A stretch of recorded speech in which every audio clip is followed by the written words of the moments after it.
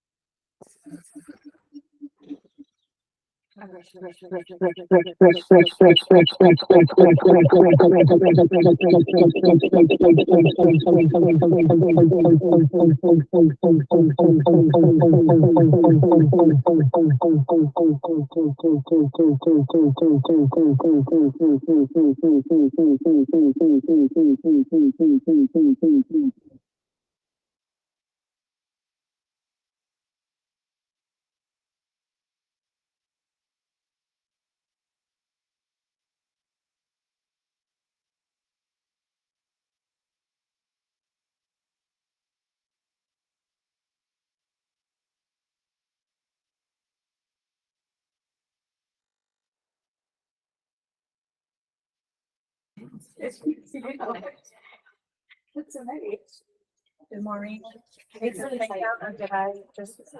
You did that. Yeah, I've double checked it 3 times. It's been no volume in 2 places.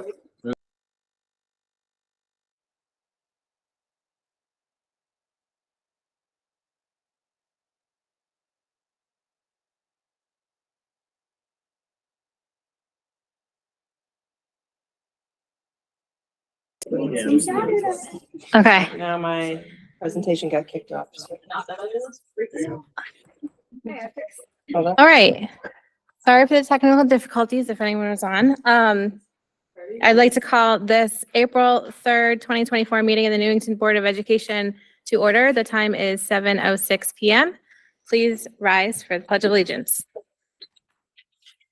I pledge allegiance to the flag of the United States of America and to the republic for which it stands, one nation, under God, indivisible, with liberty and justice for all.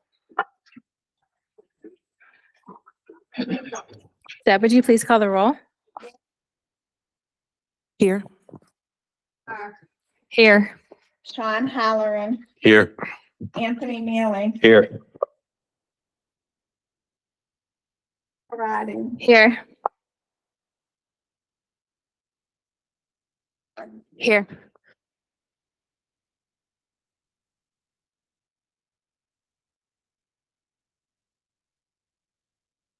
I'm here, but I can't hear anything. Can you hear me, Anastasia? Yes. You're here. Good. All right. Everyone's here except Everyone- Mr. Sharma. Perfect.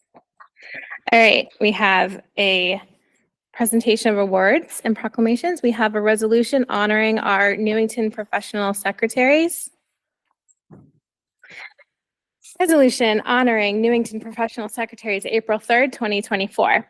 Whereas April 3rd, 2024 has been proclaimed as Newington Professional Secretaries Day, and whereas the Newington Public School Secretaries are qualified and dedicated professionals who relate positively to students, staff, and parents, and whereas the Newington Public School Secretaries perform secretarial work of a complex, confidential, and responsible nature, and whereas the Newington Public School Secretaries set the tone for their school by their pleasant and courteous manner and prompt attention to questions and requests, and whereas the Newington Public School Secretaries contribute to the success of the entire school system and are always willing to go above and beyond their assigned duties whenever necessary.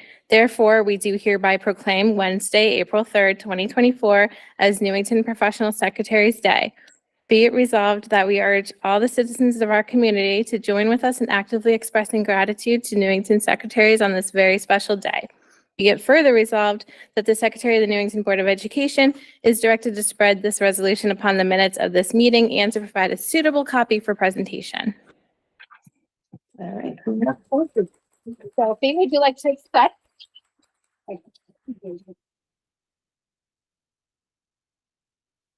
You're welcome. Would you like to say anything? Yeah, I'll say a couple words.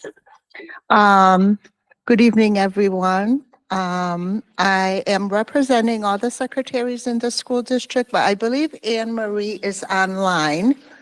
Hi, Anne Marie. Thank you for joining us. I just want to say that all our secretaries are really an amazing group of folks. They work really hard, and they are very connected and supportive of all the students, the teachers, and all the families. Thank you for this recognition and your support.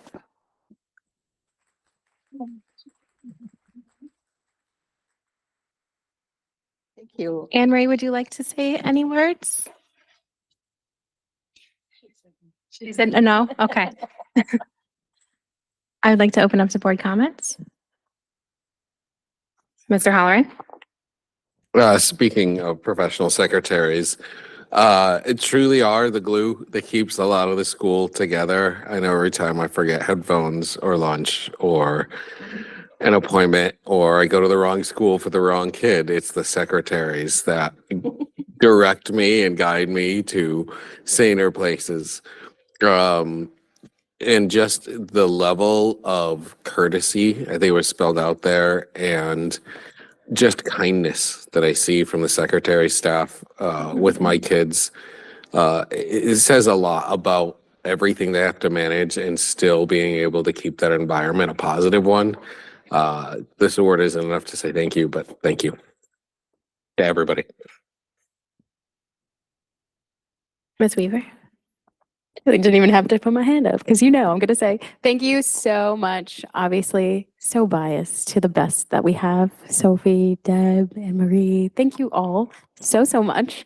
Because we don't say it enough. But I just really want to echo what Mr. Holleran said. I think growing up in Newington Public Schools was always a wonderful aspect was the connection that students have with secretaries. They are like the first people you see during the day or sometimes later when you're late, or just in general. And when I was on student council office, we had our little homeroom in the office right next to the secretary's office. So we just had so many fun chats, and it was just like the culture of Newington is one of those that relies on you so much. So thank you for continuing with the culture, just a wonderful place for students and for staff, and make them truly the one that runs everything, because I don't know if everyone would get to the places that they need to, or lunches would get to the places that they need to be, or forms or field trip things, or where we need to drop off lunch money or anything like that. Those are just like the odds and ends that just really are truly what makes it a great culture. So thank you so much for what you do every single day. Anyone else? Just like to express my appreciation as well, Sophie, for everything that you do. Obviously, we interact in the central office, but all the school secretaries, missing violins when I have to drop them off, definitely keeps the school running, and they also do security checks too. So make sure that visitors are properly checked in and appropriate to be there. So thanks for keeping our kids safe and for doing everything that you do. We appreciate you.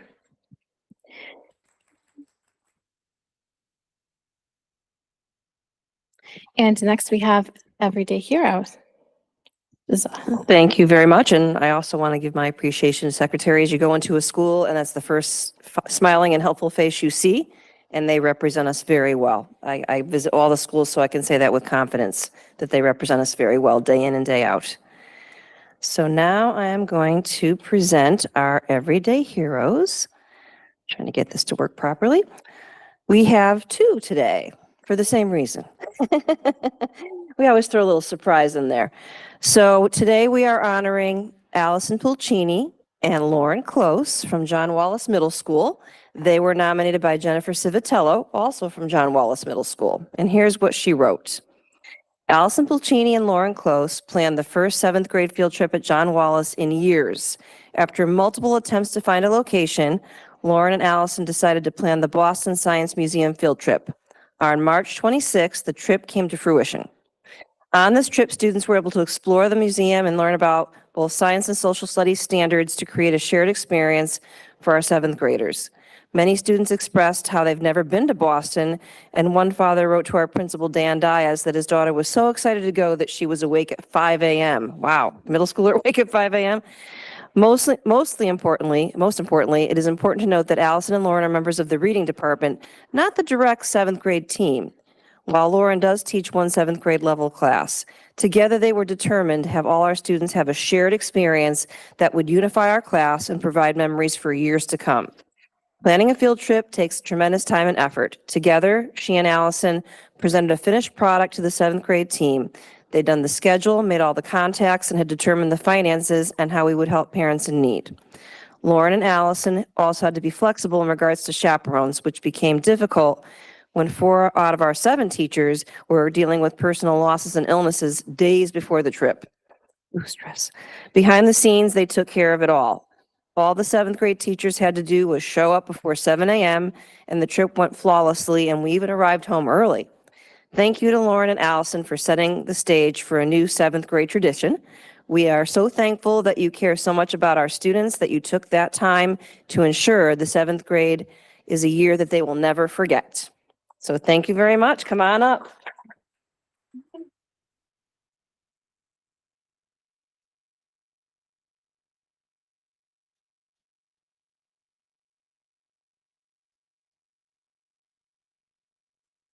All right, so we have Allison. Have you guys come over here for an eventual picture? Allison. You can say it. And then, would you like to add to the remarks at all? I just think it's just one of many things that both of them do to work tirelessly for so many students behind the scenes. You will find students in Lauren's and Allison's room just seeking a kind word, just a moment of recognition, and they know all the kids in the school by name, even though they work and scheduled with just a few, but they make connections like nobody else. So this is just a real small snapshot of what the amazing work that they do throughout the year. So 7th grade really appreciates it.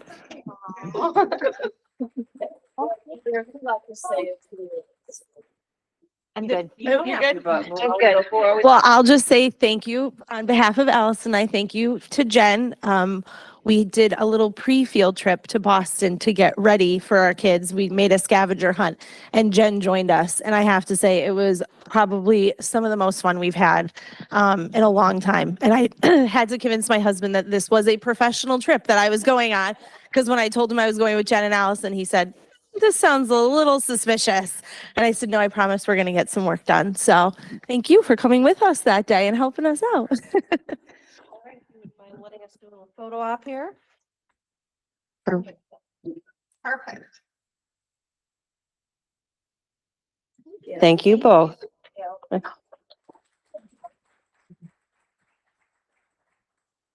Open it up to board comments. Mary? I want to thank you guys so much. I don't know if you're aware, but for many, many, many years, Newington has a long history of sending their 7th and 8th graders on wonderful trips like that. And I know that they had stopped them for a little while, and of course, COVID stopped everything. My kids are in their 20s, and they still talk with their friends about some of those trips, the Washington, D.C. trips. And, you know, for a lot of kids, this is the first time they're really far away from their community. And the learning experience, not just that they see at the museums, but learning how to be a good citizen. And you know, we were always told, and our kids were always told, when you leave the school, you're representing the school. And so to take on that responsibility is huge and impactful even for many, many years to come. So I can't thank you enough for providing those kids a rich opportunity that they too will be talking about for many years after. So thank you. Ms. Weaver? Oh, I just have to say thank you so much. This is just so exciting to hear. I still have my Boston shirt, which is like neon orange with like a name, and it just says like Boston 20 something. I forget. And then it's like, and it does still fit, which is great. But it's one of those things that like you keep forever because I'm like, I can't like throw this out. It was like truly one of those memorable, and like that was the first time like digital cameras came out, and like we all were like, we had to do a little packet about our Boston trip. But I always remember that because the one we went to the Science Museum, like my mom went on that trip. We still talk about it to this day. It's like a very great experience for all the students, not only because of the educational things. I mean, the Science Center is so cool. The things that they do are incredible, but just that camaraderie. And I just wanted to say thank you, not only for what you did for the students, but what I love to see about we don't know who the everyday hero is before we find out. So it's just always nice to see the camaraderie amongst the staff. Jen, your words are incredibly beautiful, and I just love to see that you're tearing up together. It's one of those things that's just really nice to see. Not only are you an everyday hero for our students, but just the everyday that you bring for each other is one of those things that I just think is so exemplary of what a great staff looks like for our community. So thank you not only for what you've done, but what you do for each other. I think it's just one of the great things.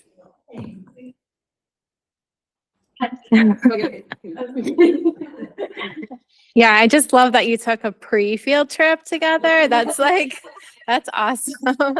I hope that was just as much fun. But yeah, thank you for being our everyday heroes. Congratulations. Yes. Okay. All right, and now there's a presentation. We have Miss Lawrence. Yes, I would like to invite Miss Bev Lawrence up to the podium. She is going to share, as all of our principals do, a spotlight from their respective schools. Miss Lawrence will share some of the work she's doing with regard to equitable practices. And I'm hoping she's hoping to do the clicker from her seat. Share this tab instead. All right, let's see if this works. Mrs. Lawrence. She's got a clicker. Right, let's see. Oh, I gotta do the mic and the clicker? Yes. Okay. All right. I'll just try to talk really loud then. Can you hear me okay? Yes? Okay, good.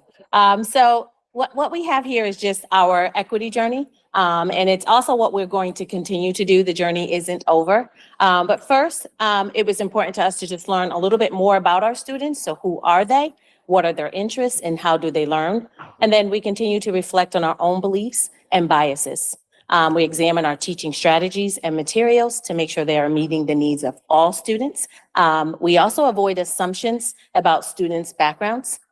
We establish an inclusive environment very early in the school year, and we continue with that throughout the school year. And we also continue to make sure that our students have a voice. So this will continue to be our journey.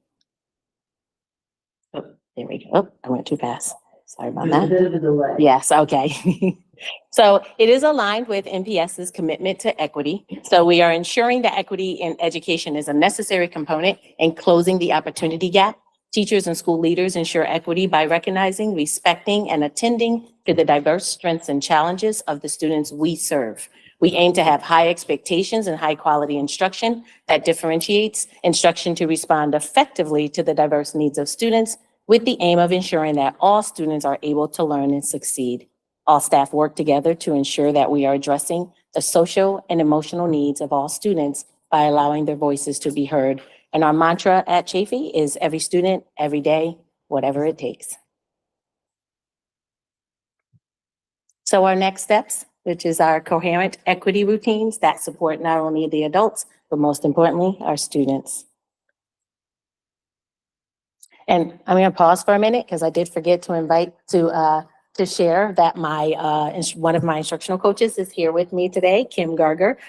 She may get up, but she's really just here for moral support on this rainy day. So I appreciate the love from Kim. Thank you, Kim. So our equity routines, this is our structure that we have in place. So we have our professional learning communities, which exists with our grade level and our special area teams who meet regularly. Our professional learning that occurs on our PL Tuesdays. We also use our team meetings. Our team meetings at Chafee are our staff meetings, but we are a team, so they are referred to as team meetings. That's generally asynchronous learning. Continuous school improvement team, representatives from each grade level, interventionist, support staff, and special area. They meet 1, sometimes 2 times per month. I have to say that at Chafee, the one exciting thing about our continuous school improvement plan is the majority of those members, I've been at Chafee for 10 years, the majority of those members are the same members from when I started. And it's very important that they continue the work. So I'm blessed to have a team of so many members that have been a part of this work for so long. Our RC intervention team exists with myself, our interventionists, and our support staff, and we meet weekly. And I'll tell you more about that. So our learning routines, again, with our professional learning community, we are always reviewing grade level student data, who is benefiting from our instruction, who isn't, and why not. Culturally responsive teaching strategies are discussed and agreed upon. And the outcome of that determines if we are really providing the instruction that we said we were going to do with fidelity. So we are looking at the outcome of that. If it isn't working, then we go back to the drawing board to see what it is that we need to do. Again, who didn't benefit? Those are the students that we are looking at. Professional learning is our courageous conversations about race and our culturally relevant teaching and the brain. We've also done some other things within certain PLCs that might not be consistent in all PLCs, but it's if a member of the PLC during their research came across something that they felt was beneficial as a team, we may decide that that's the research we're going to do for the purpose of the students in that particular grade level. Our continuous school improvement plan, we are ensuring that we are remaining focused on the mission, which is to reduce the opportunity gap for historically marginalized and underrepresented students through access to high quality education that is rigorous, relevant, and engaging via discussions of our teaching practices, our learning outcomes, and decision-making. So in the RC intervention team, because we meet so regularly, we are looking at what might be some of the problems of practice that exist. And we have come across a few throughout the year, and we use the time to do research together to analyze the data or the outcome of those measurements to then determine what our next steps are going to be. And they are always with an equity lens. Again, who is benefiting, who is not. Our accountability routines. So we do self-assessments as a PLC. We also do cross-grade level grouping where we're examining the student's performance based on outcomes of agreed upon culturally relevant teaching practices. We are reviewing our teaching and learning cycle, the SRBI framework, and the courageous conversations about race framework. So that's part of our accountability. For professional learning, we are reflecting on goals and student outcomes. We're examining how all students are performing. If the gap is closing, we continue with what we are doing. If it isn't, we discuss next steps to ensure that our strategies and instruction are equitable. So there are meaningful discussions happening with our colleagues. Our continuous school improvement team, we are reflecting on our agreed upon commitments as it relates to our mission. And those commitments could be the same over a few months, or they may change monthly, depending on if we've met those commitments or not, and if we're seeing student growth or not. The intervention team, case partners, support teachers with student improvement plans, instructional strategies, and progress monitoring. So no teacher should feel that they should have to do this alone. They have case partners that are supporting them with inputting their data into NPS, providing the proper and appropriate instruction for students who may not be functioning where their classmates are. Are we putting the right things in place for them? That happens with the support of those members of that team. Yes, sir. Ma'am, as a vision, what is SRBI? It's scientifically research-based instruction. You are welcome. Educational equity means that each child receives what he or she needs to develop to his or her full academic and social potential. Thank you. Any questions? Are there any comments or questions? Yes, ma'am. Just want to say thank you, Bev. And as I said, pre-congratulations to Bev. But I also just want to thank you for this. I think we had a curriculum meeting, and I know Mr. Holland will and Ms. Cross will kind of go into this. But I think one of the things that we're always cognizant of is the data. And one of the things is this isn't an overnight thing. We're like trying to see data 2 months after we do a specific thing. But I think one of the things that we discussed in our curriculum meeting was just kind of the difficulty of understanding what this work is, how it goes, what it actually looks like, how is it tangible. And I think some of the things is, to your point, I think one of the things that we don't always talk about is the student outcomes, right? Kind of, we intend, or the intent and impact. And so I know with some of the data, what we've seen is that there is some gaps closing, but if you could just kind of speak to that work and what that looks like, especially as I know we started this work kind of in a global pandemic and all these fun other factors. So how have you personally seen that change? Well, I'm glad you asked. I was actually hoping someone would ask that question. I purposely didn't put data in the presentation in hopes that, again, that question would come up. And so I'll give an example. And so we have noticed that in our data, our Hispanic students have not, that's where the gap is the widest. And so we've put a lot of things into place, but I'll talk about one particular grade level without mentioning the grade level. So particular grade level noticed that in math, they really saw that their Hispanic students they just weren't moving the needle at all. And so they decided that they would do a couple of things. You heard me mention cross grade level grouping, but one of the things that occurred within that discussion around cross grade level grouping, and I'll ask him to correct me if I miss anything, is that they had decided that it was very important to make direct connections with the parents. So they reached out to the parents to get input from them about how their children learn math at home. What are some ways that maybe you teach math at home so that those ways can be implemented as well, because we know that our parents have a way in which they learned math, which is very different than the way we are teaching math. And, they do the best that they can when their children come home to them without knowing the steps that we use here, right? And so we can't dispute or push that to the side, because that a child learning from their parent is such a valuable piece that we can't let that be lost. And so it's important to us that we get that information from the parents. We also ask the students, what are the tools that you need that benefit you? How do you learn best? One of the actions that we also took is that we realized that some of those students just learned best being with a buddy. And so some of the cross grade level it existed with, we're just going to have you go with a friend. You're going to travel with a partner and you're going to do this work together. And guess what? I feel happy because I'm with my friend. Even if there's a little bit of socializing, there's also a lot of learning. And so that was important. And we saw that gap start to close. Yep. Mr. Halloran. First of all, thank you. I've had one student graduate from Chafee and another one who's in the middle of it, and I hope she makes it through. It's been a challenging year. But I really like that two of the points you brought up too is not assuming the background of any child and allowing the student to have the voice. Because I think that when you're looking at really trying to close a gap that no matter which way you slice the data exists, it is important to recognize that there is a lot of assumption when we go into instructing a teacher and how do we make a model student and a model citizen.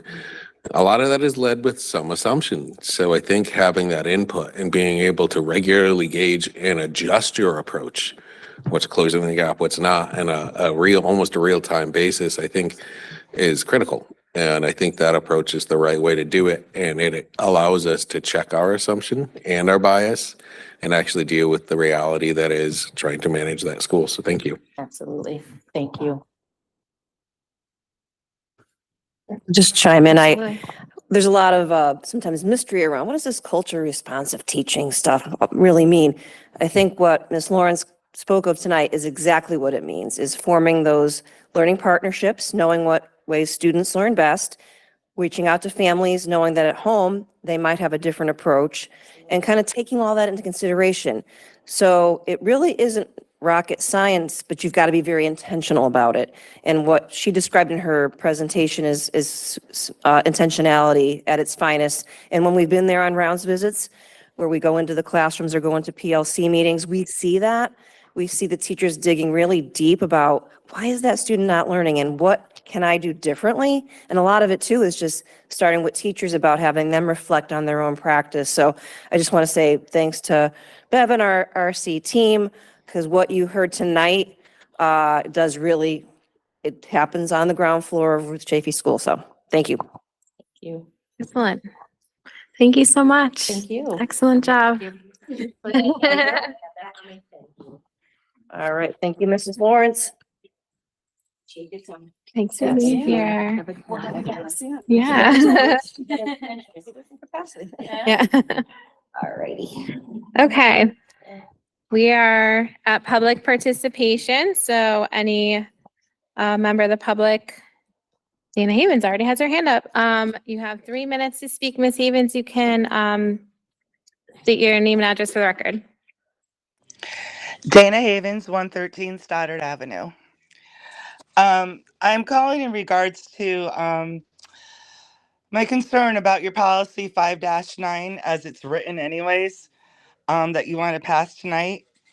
Although I understand through watching your meetings that so many of our children have both behavioral and emotional issues, as well as bullying being an ever-growing issue, I feel that this policy not only will leave NPS, the teachers, and the town vulnerable to lawsuits and intrudes on the rights of our students, of which you claim to, and just tonight heard it, want to help support and defend them and their rights. And I'm afraid also that in the future, it'll desensitize them to oversight by, former employees and government and all the rest of that junk. I may have missed it, but I did search really hard and found that there is currently no state statute on the books allowing for schools to search students' personal cell phones. The only policy I could find pertaining to this is under the Education Chapter 177, subsection 10 to 33J, and that only allows for the local BOEs to set policy as to whether or not cell phones can be allowed in schools.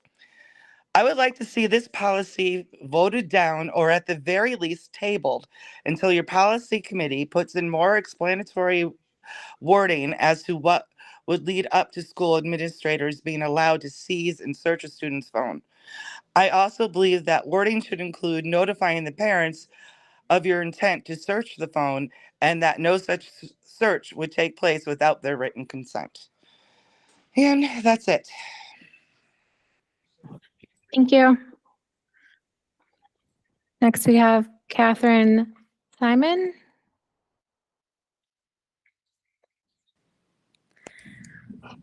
Do I have to state my name and address too? Yes.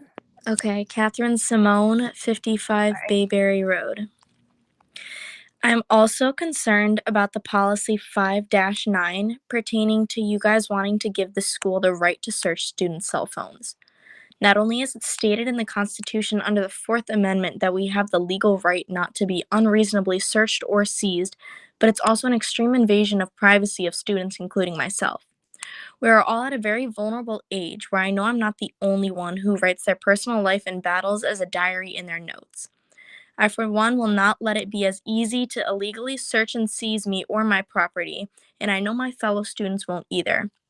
I'm a student, but also a citizen of the U.S., and I'm well aware of my rights, which I will stand behind. Earlier in this meeting, you spoke about turning us into model citizens, but by installing this policy, you are teaching us that it is right and okay to break our constitutional rights. I've been a victim of bullying, yes, but also through many processes I've gone through, I'm not allowed to be told what the other person's consequences are in relation to what they'd done to me. That is protecting their rights and privacy, yet you contrast this by wanting to search our personal property.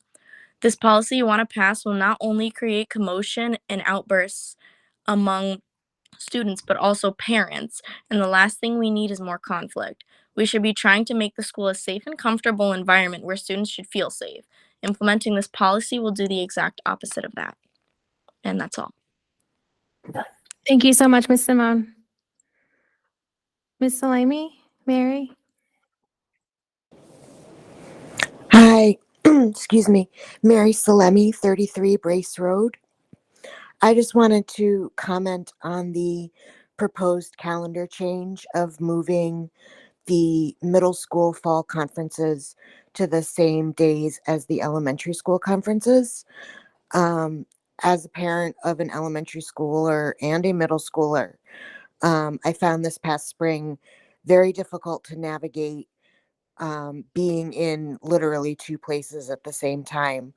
While I do notice that the evening conference times will be on different days, also as someone who runs the book fair, which is typically done during conference times, I feel as though it will negatively impact families, their ability to attend conferences in more than one place, especially with children who are not of age to be left alone.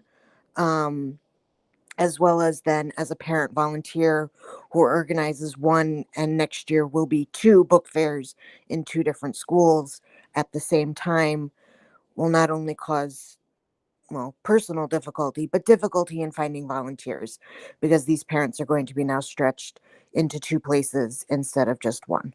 So if not voting against the change, at least knowing what the rationale behind the proposed change is. Thank you. Thank you so much.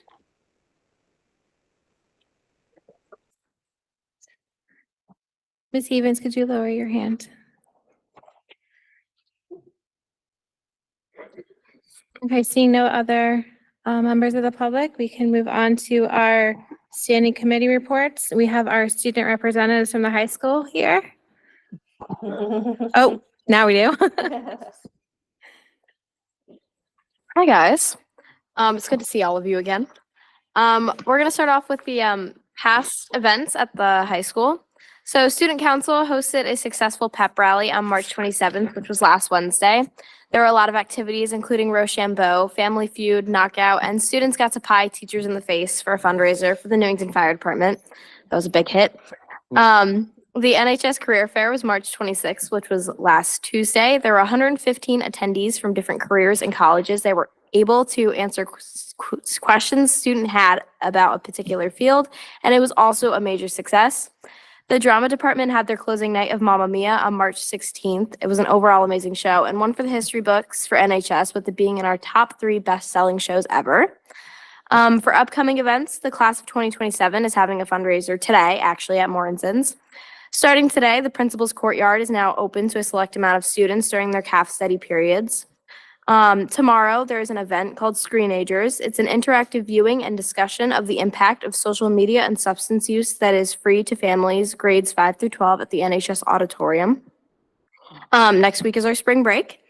The 17th and the 18th of April is NGSS testing for chemistry classes. On the 18th, it's a theme Thursday. It's 80s Day. On the 3rd of May is junior prom, and on the 10th of May is senior prom. So in the arts, Gabby Duran and Stuart Nunez are 2 seniors at NHS and are directing the Senior One Act, a play that is chosen, directed, and performed by Newington High School students. Auditions for the One Act were held today after school. Band, choir, and orchestra students are currently working hard towards their concerts coming up in May. Mr. Clark's theater workshop class performed fairy tales for the preschoolers.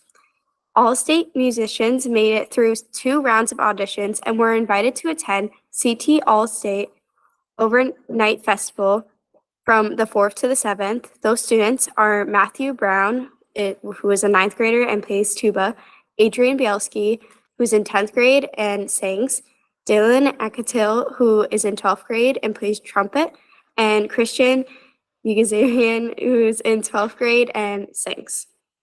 In sports, there's not much going on because we're in the transitions period between spring and winter and spring, but varsity boys volleyball won their match against New Britain with a score of 3-2. Book club is currently reading Today, Tonight, Tomorrow by Rachel Solomon for their upcoming meeting on April 25th. Stuco held an informational meeting about officer elections for the 2024 to 2025 school year this morning during advisory. Stuco officers are continuing to prep for their field trip to Boston on April 26th. The NHS Spanish Club is hosting a merengue masterclass for students interested in learning merengue. And then also, I don't have it written, but because it just got approved during 8th period today, but I'm starting a new club called Link Club with Miss Resendez as the advisor. And its goal is to help to transition between freshmen and new students. So it's made up of students in junior year this year that are going to be seniors next year to help them find connections and a friendly face. So they'll be helping during advisories, after school, study groups, freshman orientation, stuff like that. So for the middle schools, Martin Kellogg had their performance of Newsies on March 21st through March 23rd, and it was a great show. I actually went to go see it.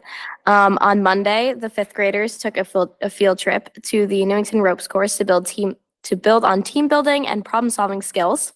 The 5th grade music students were invited to see the New Britain Symphony's Young Persons concert today. 6th grade had a very special guest speaker. I'm going to butcher this, but Don Lee, who recalled what it was like to escape a dangerous country and successfully reach America.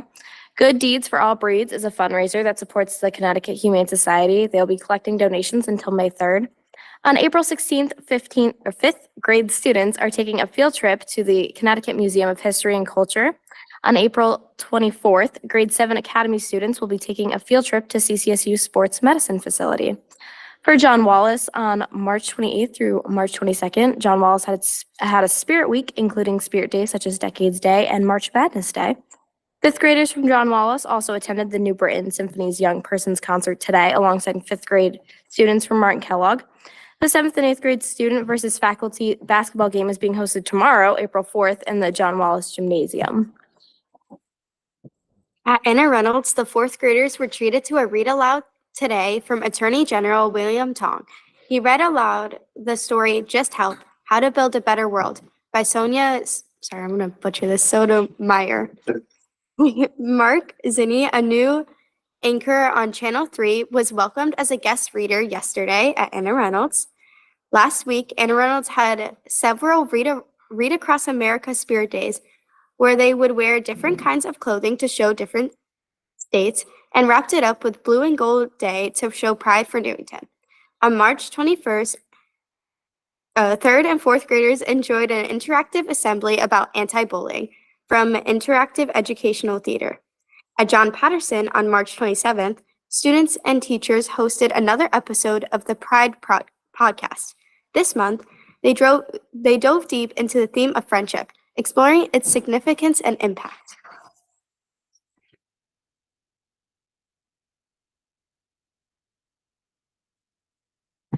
You good?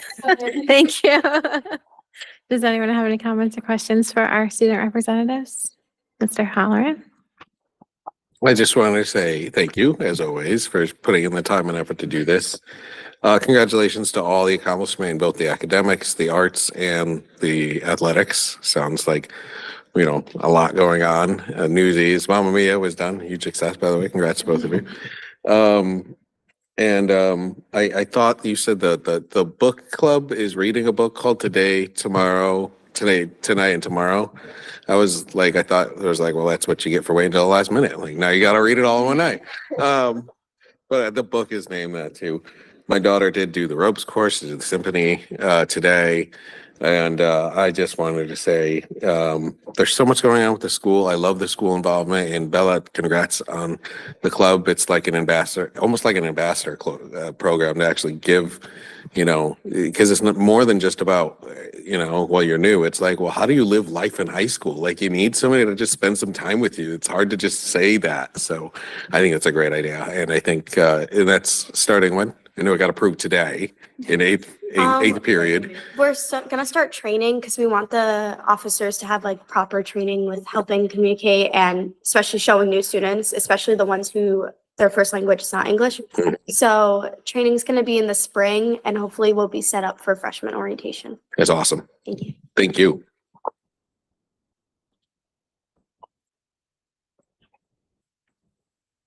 Come on. This is always great job. So excited. Nice to have you both here and alive after a very intense couple weeks for you. And just personally, congratulations to you both. It was incredible production. So great job. And as always, the thoroughness. I'd just like to note that, I don't know if the public can see, but like they have these typed out, which takes time. They have a million other classes and homework. So thank you always for your thoroughness, getting through all of the different areas that our lovely schools cover, as well as just like grade levels, what's happening. Your voice is so appreciated. So thank you. And just also wanted to say, shout out to the ropes course stuff. But I think Rick Huggard retired, but like kind of came half back. And then, so I just wanted to say that's been an incredible program for such a long time. I know so many people have benefited from it. And I'm just so glad to see that it continues to benefit students. So thank you for highlighting that as well. Thank you for being here. Enjoy your break next week.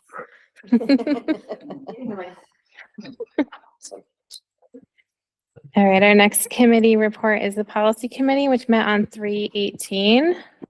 Yeah, so I will probably defer my comments to our. Did you have a question for them?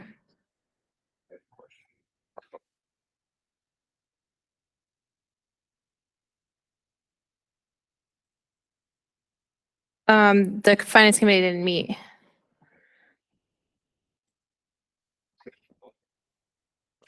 Yep. So who's the chair of the finance committee? Let me just ask two questions. Who's the chair and how often do they meet? Because I don't think since I've been here, we've had a finance report yet. Mr. Sharma is the chair and they met in the November, December with the Capitol, and it's as needed.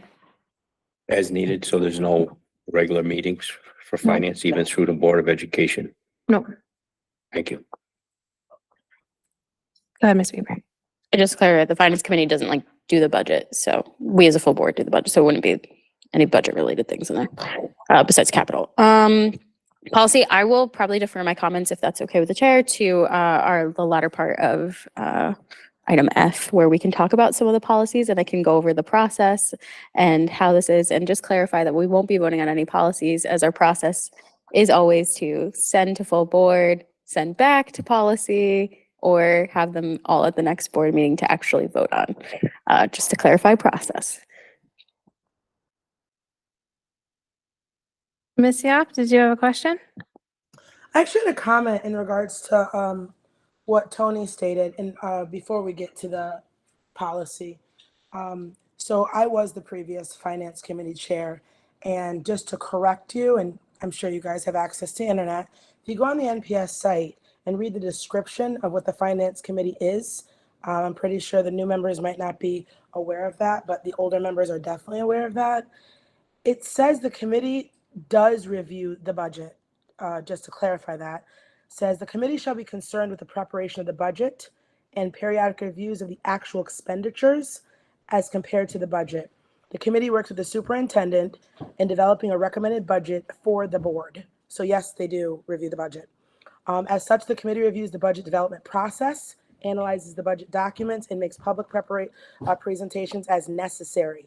The committee shall offer recommendations regarding accounting procedures and alternative expense saving suggestions. The committee will ensure an audit annually and report to the Board of Education when it's completed. The committee shall monitor the fiscal activities of the school district, including reviewing the monthly financial statement and the annual end-of-year transfer report, and shall review and make recommendations concerning the annual audit and recommend annual budget guidelines and priorities. So I just needed to clarify, because a comment was made saying that the finance committee doesn't review the budget. They actually do, and they're supposed to meet monthly. So if you go on the NPS site, which we're all aware of, that is what the finance committee does.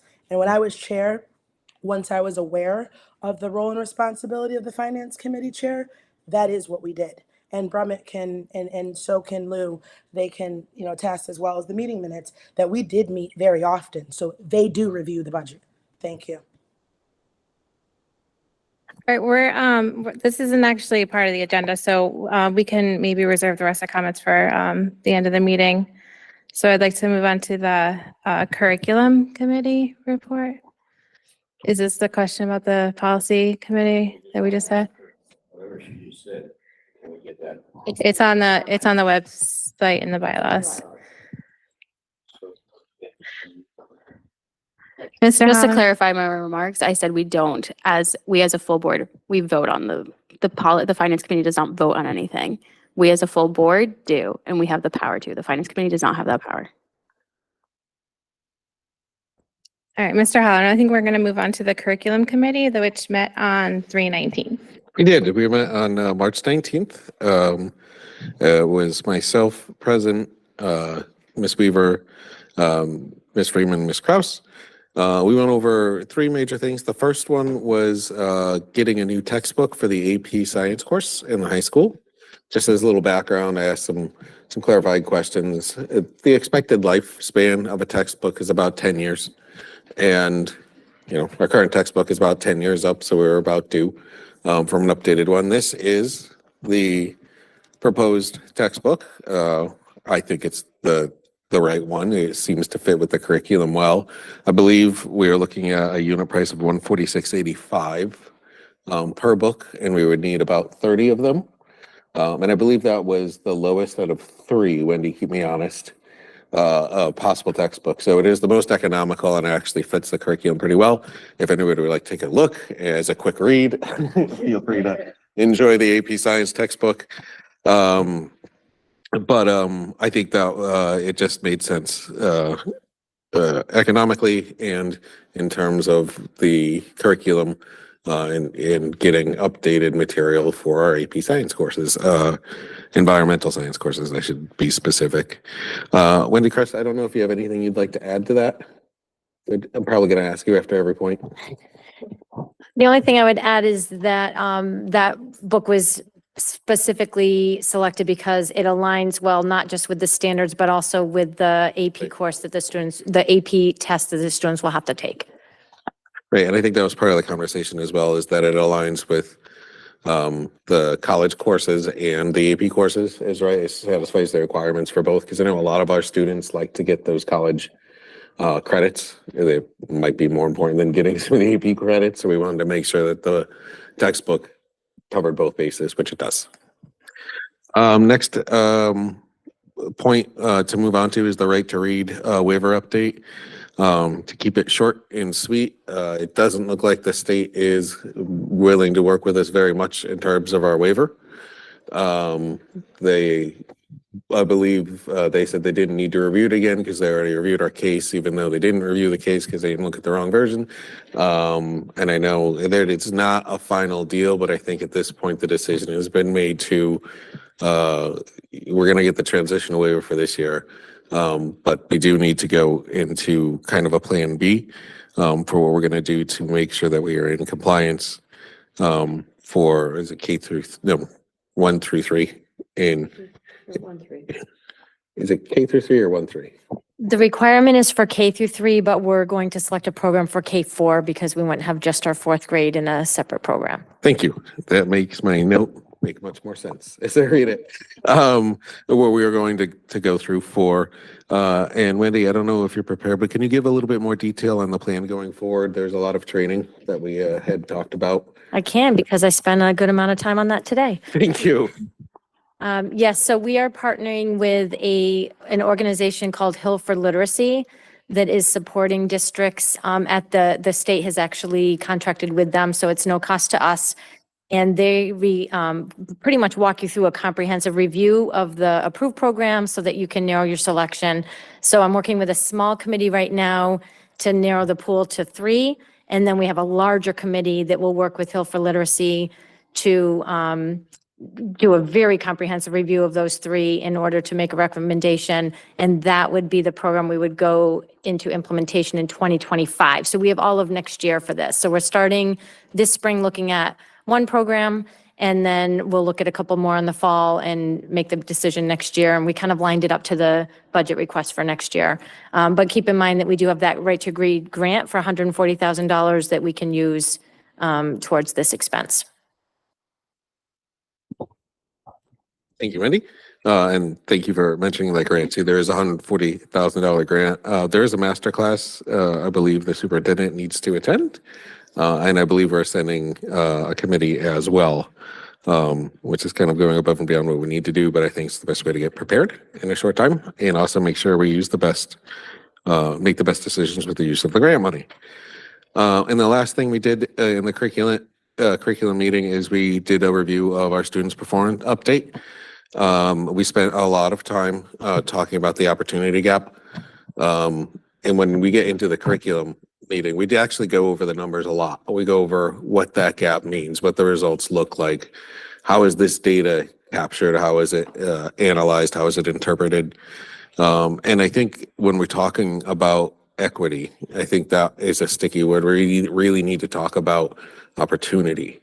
When we're looking at these things in terms of how do we have the best curriculum that best prepares students and we get the best quality students out of this system, we need to make sure that we're using data to inform our methodology and inform our approach so we don't, quote unquote, cut some of our students off at the knees. Like that's what equality is to make sure that we truly have the best challenge to actually produce the best. And when we're looking at the numbers, there's still quite a gap between we're improving. I think we're probably above board in most places, but there's a big gap between our white students, our Black students, and our Hispanic students. And it has been systemic, and no matter which way you slice the data, that's the gap that we talk about. And when you look at it from that approach, is like, what do we need to do to fix this quote unquote problem?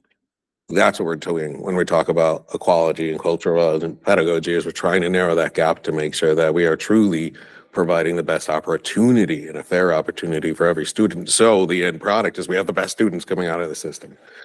Wendy, I don't know if you have anything you'd like to add in terms of that too. I think going forward, we talked about trying to present some of that data to the full board as part of a regular conversation, just so we are all aware of kind of what the strategy is and why we are undertaking that strategy. That's right. And we have strategic planning coming up in May where we'll go in depth into that as well. Yeah, I got the invite. But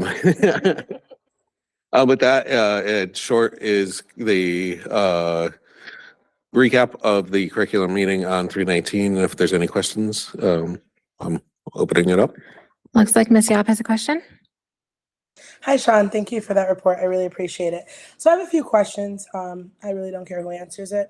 So for the last few years, we've been talking about, there's a possibility that we wouldn't be able to keep the current curriculum that we have. We knew this. Dr. Brummett actually had made a presentation in regards to reading legislation. And we knew that it would cost us in excess, and I wish I could share it. I have the presentation. It says, adapting a new program and providing training to our staff will cost in excess. And this was on the fourth slide that was presented, of $500,000. Have we budgeted for that is my first question. And the second thing I want to say is, and this was presented at our board meeting, this is why the finance committee should meet, because these are things that are going to affect our budget. I saw the memo that was sent out where the town manager cut, and I didn't watch the meeting last night, so if they put it back in, please correct me, where they're cutting from the 7.5% that we asked for. So where is this in excess of $500,000? And I can share the slide that was presented to us, going to come from, seeing that they're cutting our budget already, and why? Yeah, that's my first two questions. Where is it going to come from?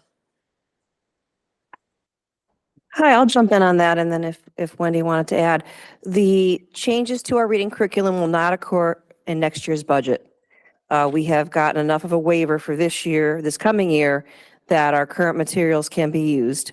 And Wendy and her team are undergoing that review process. So we would need to plan for any changes to our reading curriculum above and beyond the cost of the money in the grant that Mr. Halloran referenced in the upcoming subsequent year's budget, so 25, 26. So we're good there.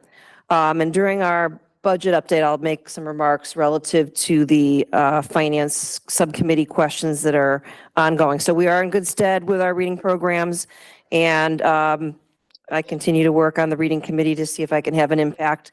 Right now, as Mr. Halloran mentioned, not a whole lot of headway, but there's still a few things happening that might change that. So, but in the meantime, Ms. Kraus and her committee are doing the right thing by moving forward and getting us as much information as we can about other curriculums that are out there. Thank you. And my last question, sorry, I had another one, if that's okay to ask. Yeah, I think Wendy might have wanted to add on too. I was just Sorry, going to add on that since the time of, I think that you're referring to in those slides, when Dr. Brummett was referring to those amounts, things have changed even since then. One example is there were less programs on the approved list originally. That was expanded at one point, and then it was expanded again when people put in their waivers, where now they're allowing for what they call a compendium, where you can choose different ones. So the costs vary greatly now. So there are some very expensive ones on the list, and then there are some less expensive ones. So I just wanted to clarify that too, and we're taking that into account as part of our review process.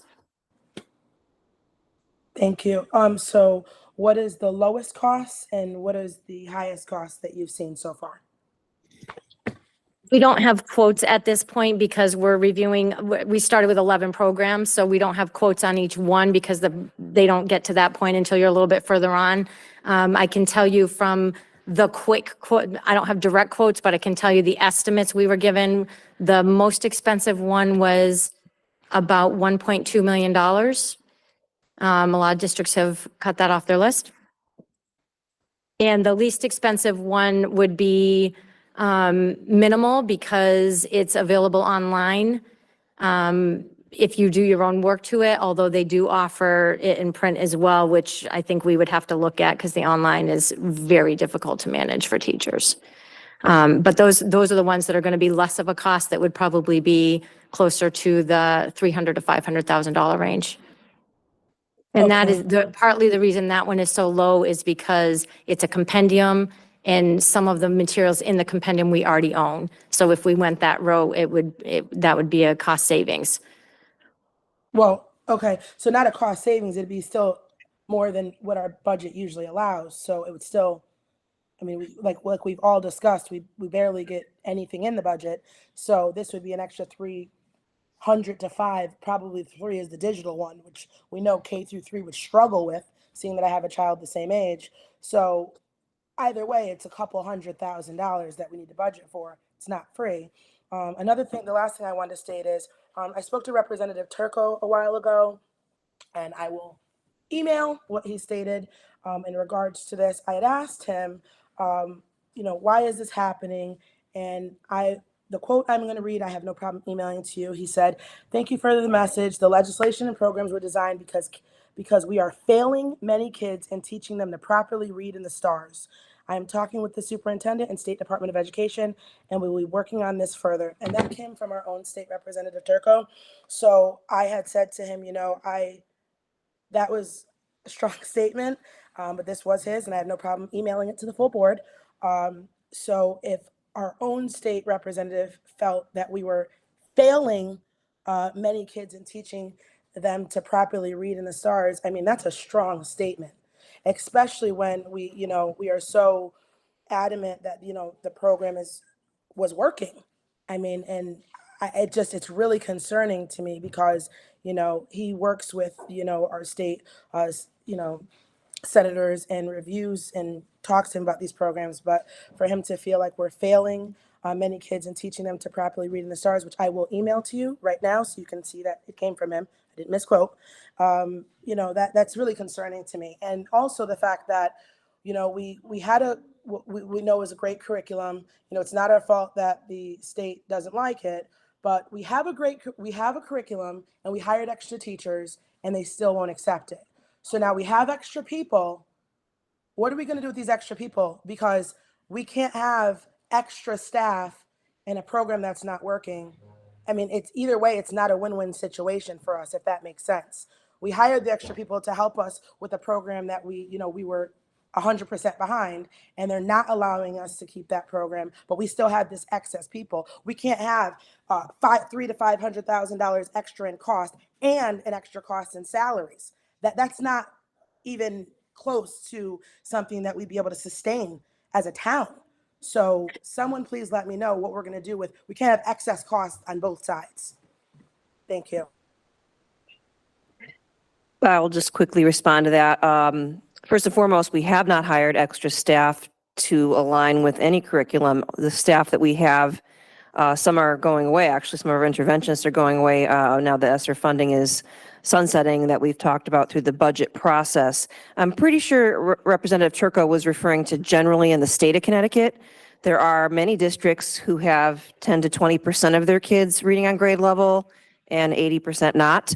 So that I believe is more the global discussion he was looking at, because he and I have had many conversations about Newington's current status and my opinion about the whole process for which the waiver was handled, and expressed that today to the Assistant Commissioner of Education, actually.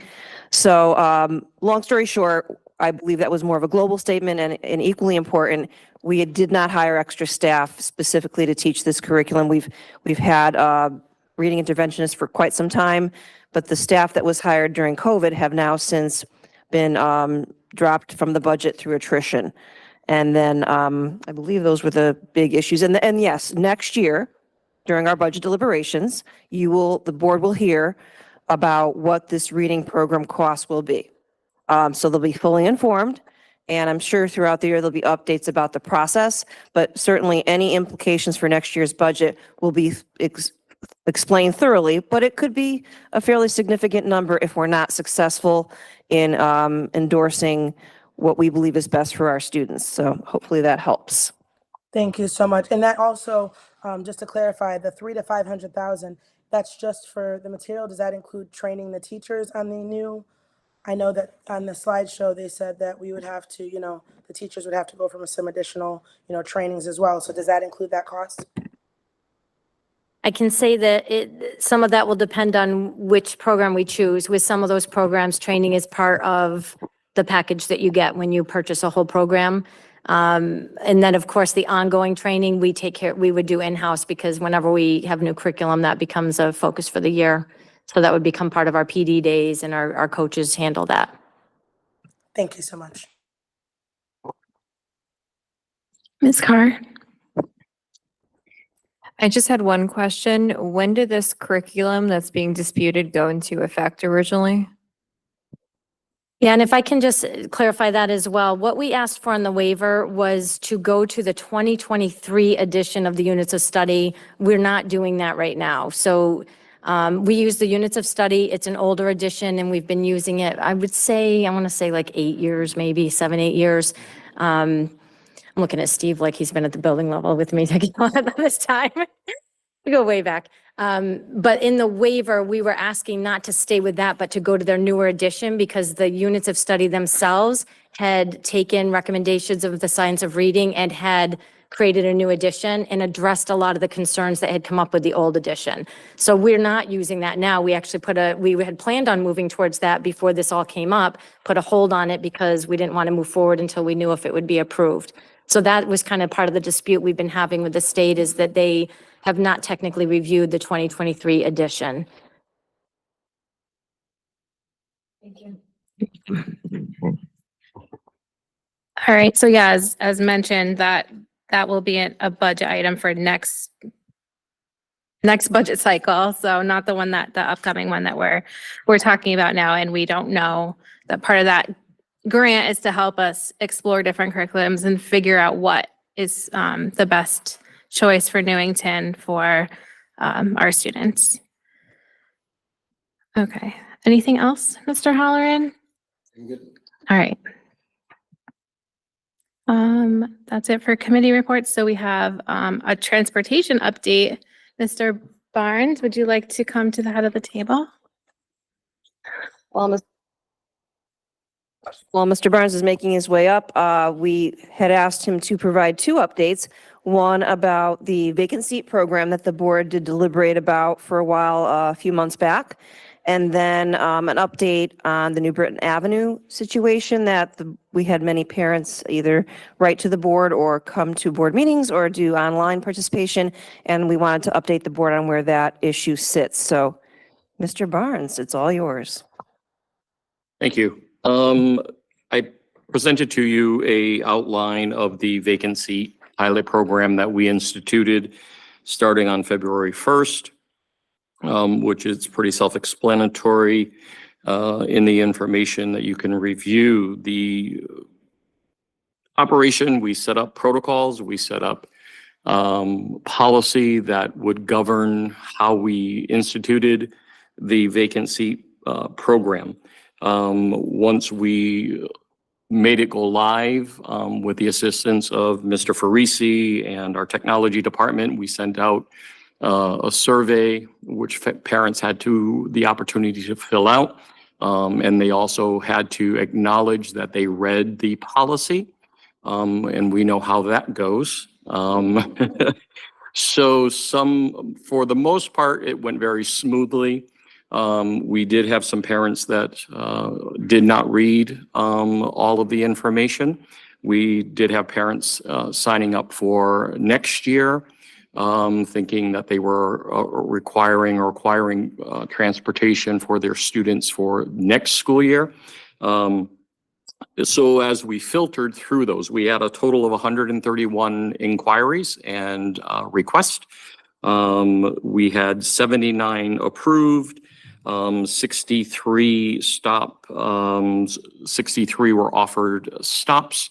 There were 16 that were declined the opportunity, either because they felt the stop that was offered was either too far or for their children to walk from their home, because we did not add bus stops. That was part of this whole process. We were not going to add additional bus stops. We were not going to start putting bus stops in the walking school districts, rerouting buses, and nothing like that was going to take place. So with that, we were able to allow 79 approvals. 63 people accepted those. So I gave you a breakdown on the sheet of the high school of each one of the schools and which buses. These buses primarily surround the walking district so that the students that would accept or applied would walk to the nearest bus stop to their house. You do see some of which I gave a brief explanation, requests that were denied. If a request came in and we denied it, it was one because they didn't have a safe walking path to and from the bus stop. We were not going to allow parents to say, well, I'll bring my child to that bus stop.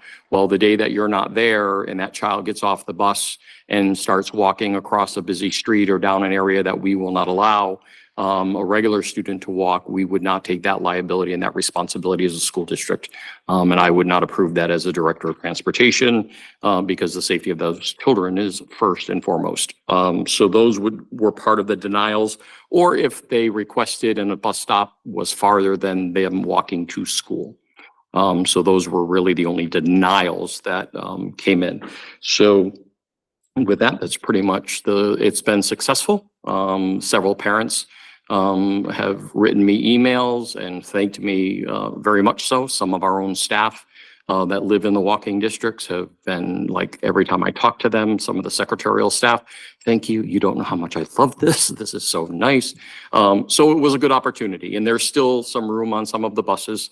We did not overload buses. The numbers that are listed here, we identified the buses that had room and how much room they had, and we kept track of that in our student count sheets. So the pilot has been successful. It would be to the board if they want to continue it into the next school year. We would not probably, if we did so, not speaking prematurely, but if we did so, we would not offer this program until we got into October, because the fall season is heavy with sports. A lot of students, especially in our high school, are not riding the bus.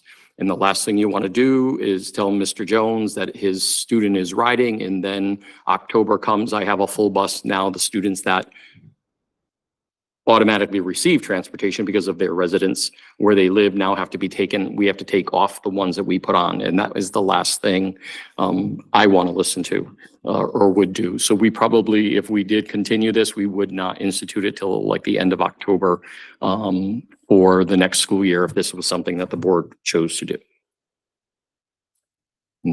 I think that's pretty much wraps it in a nutshell. All right, are there any questions on the pilot program? If I can see pilot here, Ms. Weaver.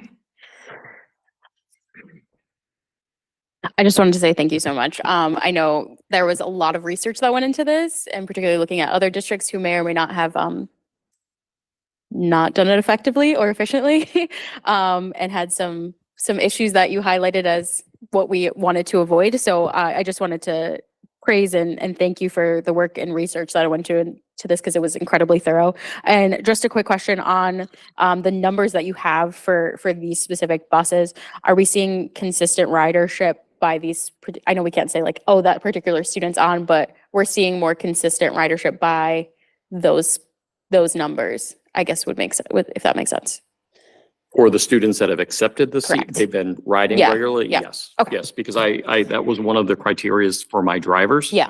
Is that I asked if a student that we've given them in a list is not riding, to let us know. Because if for some reason we would have somebody on the waiting list and Joey isn't riding, well, you're losing your seat because we're going to give it to Sally because you're not using it. So that is part of the policy and the information that parents are agree to when they check that little checkbox that says I've read and understand and agree and acknowledge. And so there you go. Appreciate that diligence. Yes, I do. Ms. Beatrice?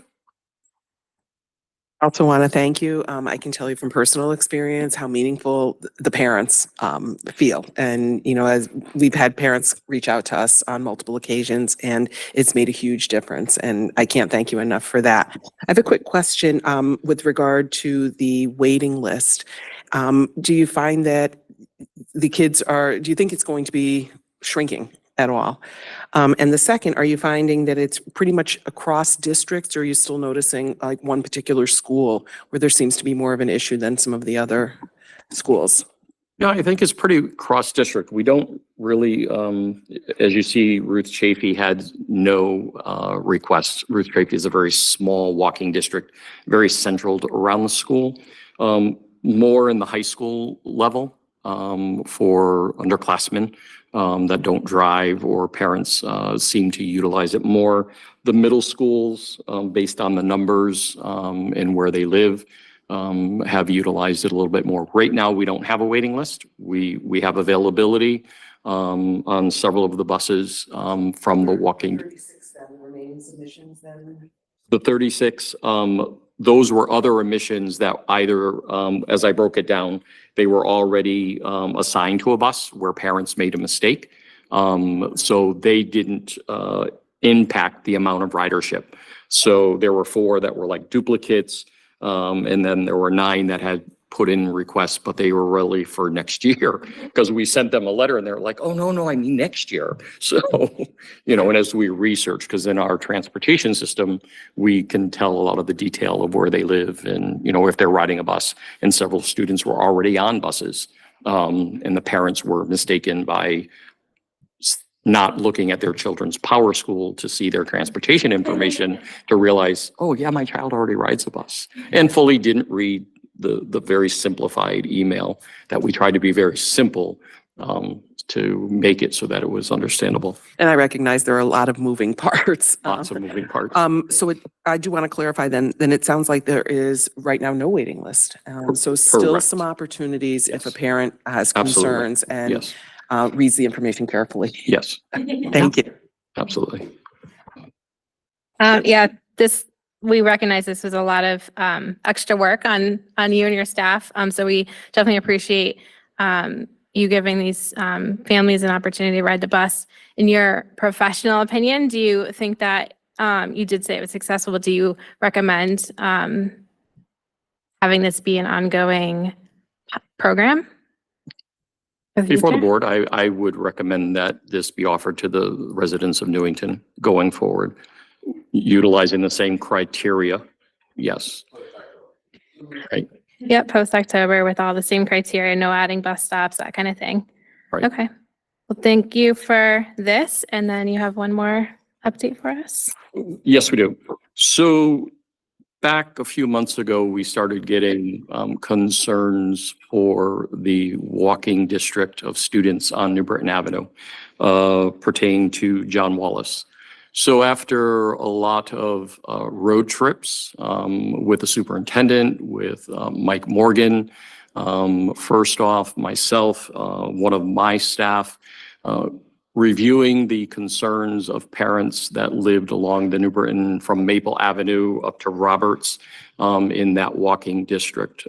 Very concerned about their students having to navigate the sidewalks, passing several of the businesses that are at the intersection of Maple and New Britain Avenue, having to cross with a crossing guard. There were a few occasions the crossing guard was not there due to illness or what have you, hadn't informed the police department. So students were just crossing under the crossing signals on their own. Then navigating going across, and then there's an Italian deli and a few other businesses, and then they would walk up from there. So with collaboration, Dr. Brummett had requested through the superintendent's office for the police department to do a traffic study, traffic analysis, data analysis of accidents over the history of several years of how many accidents in the intersection along that roadway. And with the collaboration of Sergeant Dean, who oversees traffic in that division, we determined in the process that there really was nothing, because parents were representing that there was a violation of our policy and safety guidelines for transportation and students walking to and from school. We do not feel and did not feel and still do not feel that we are in any kind of violation of that policy. We met, Dr. Brummett had organized a meeting with the parents group that had gathered following our investigation, and also with the police department's information. We shared that. Sergeant Dean was part of that meeting.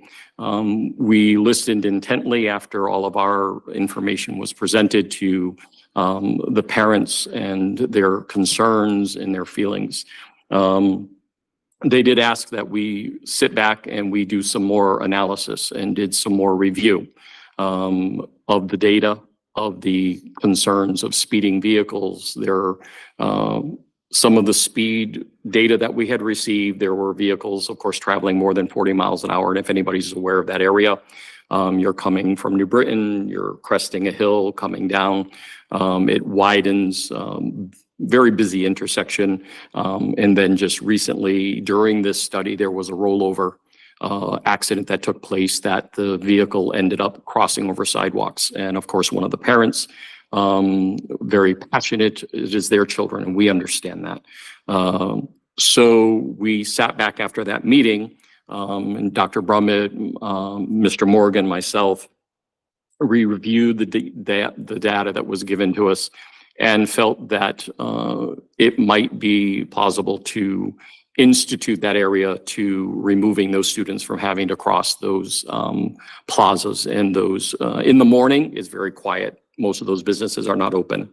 But in the afternoon, Elm Street Pizza, I've never gotten pizza from there.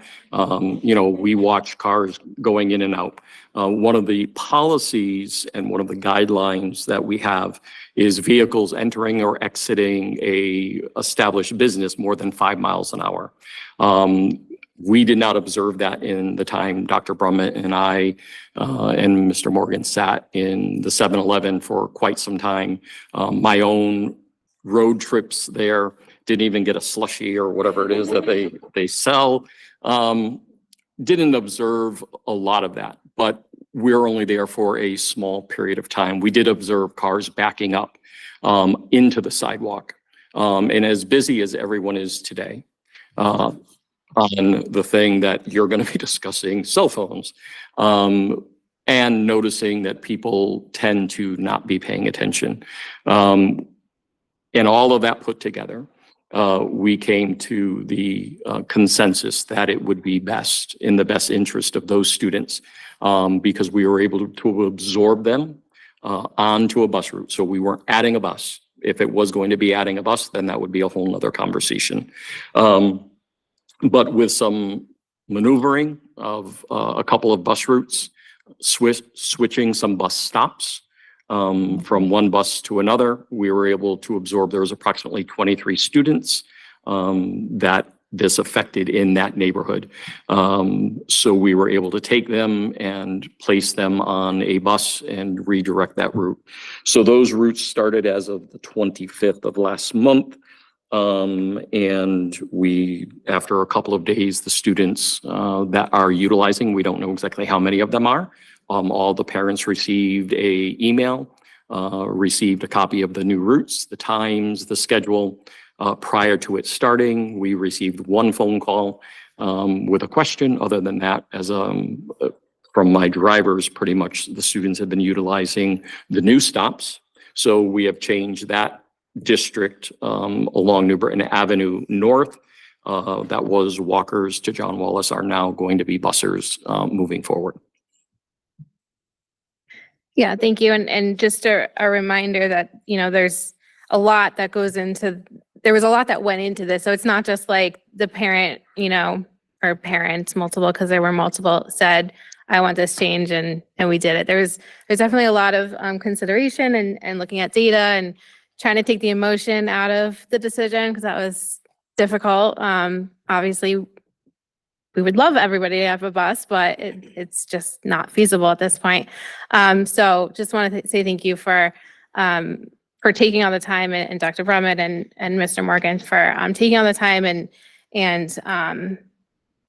coming to the conclusion that it is necessary for these students to have a bus. And just side note, I know I was in part of the conversations with some of the parents, and I happened to meet another student not in that group, and they were like, oh my gosh, thank you so much. Like, it was just, he's 8th grade, his brother already went through, and it's like last few months, but is very appreciative because he was getting rides because it was unsafe according to their family. So just, they are very appreciative, and some of the other parents I've seen just around town too. So, but definitely they are appreciative. I'm sorry you didn't get any thank you phone calls, because that would have been, but on their behalf, we've heard, and Ms. Weaver's heard that they are appreciative of the change we made.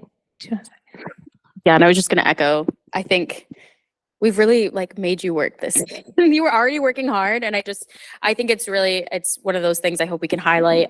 We always talk about it around budget time, about just the amount of cost savings that you and Aaron and your team just have in terms of, us having our own buses. It's a unique situation, but it has been one of the best things our town, and not only do you do a great job of presenting that, but I really appreciate your stalwart dedication to maintaining the policy, keeping to the policy, and then also recognizing the incredibly emotional and compounding needs that all of our community members have around this very difficult issue sometimes. So I just really appreciate your willingness to engage on these things, your willingness to research, engage the right parties, and look at these things from a very analytical perspective. And I think I know we're going to have so much more work for you as these apartments go up. So I wanted to just thank you for that because you've been really cognizant of the budgetary side of this as well. So I really thank you for just your engagement and your willingness to engage on these requests and on this. I know the parents have been really appreciative of that.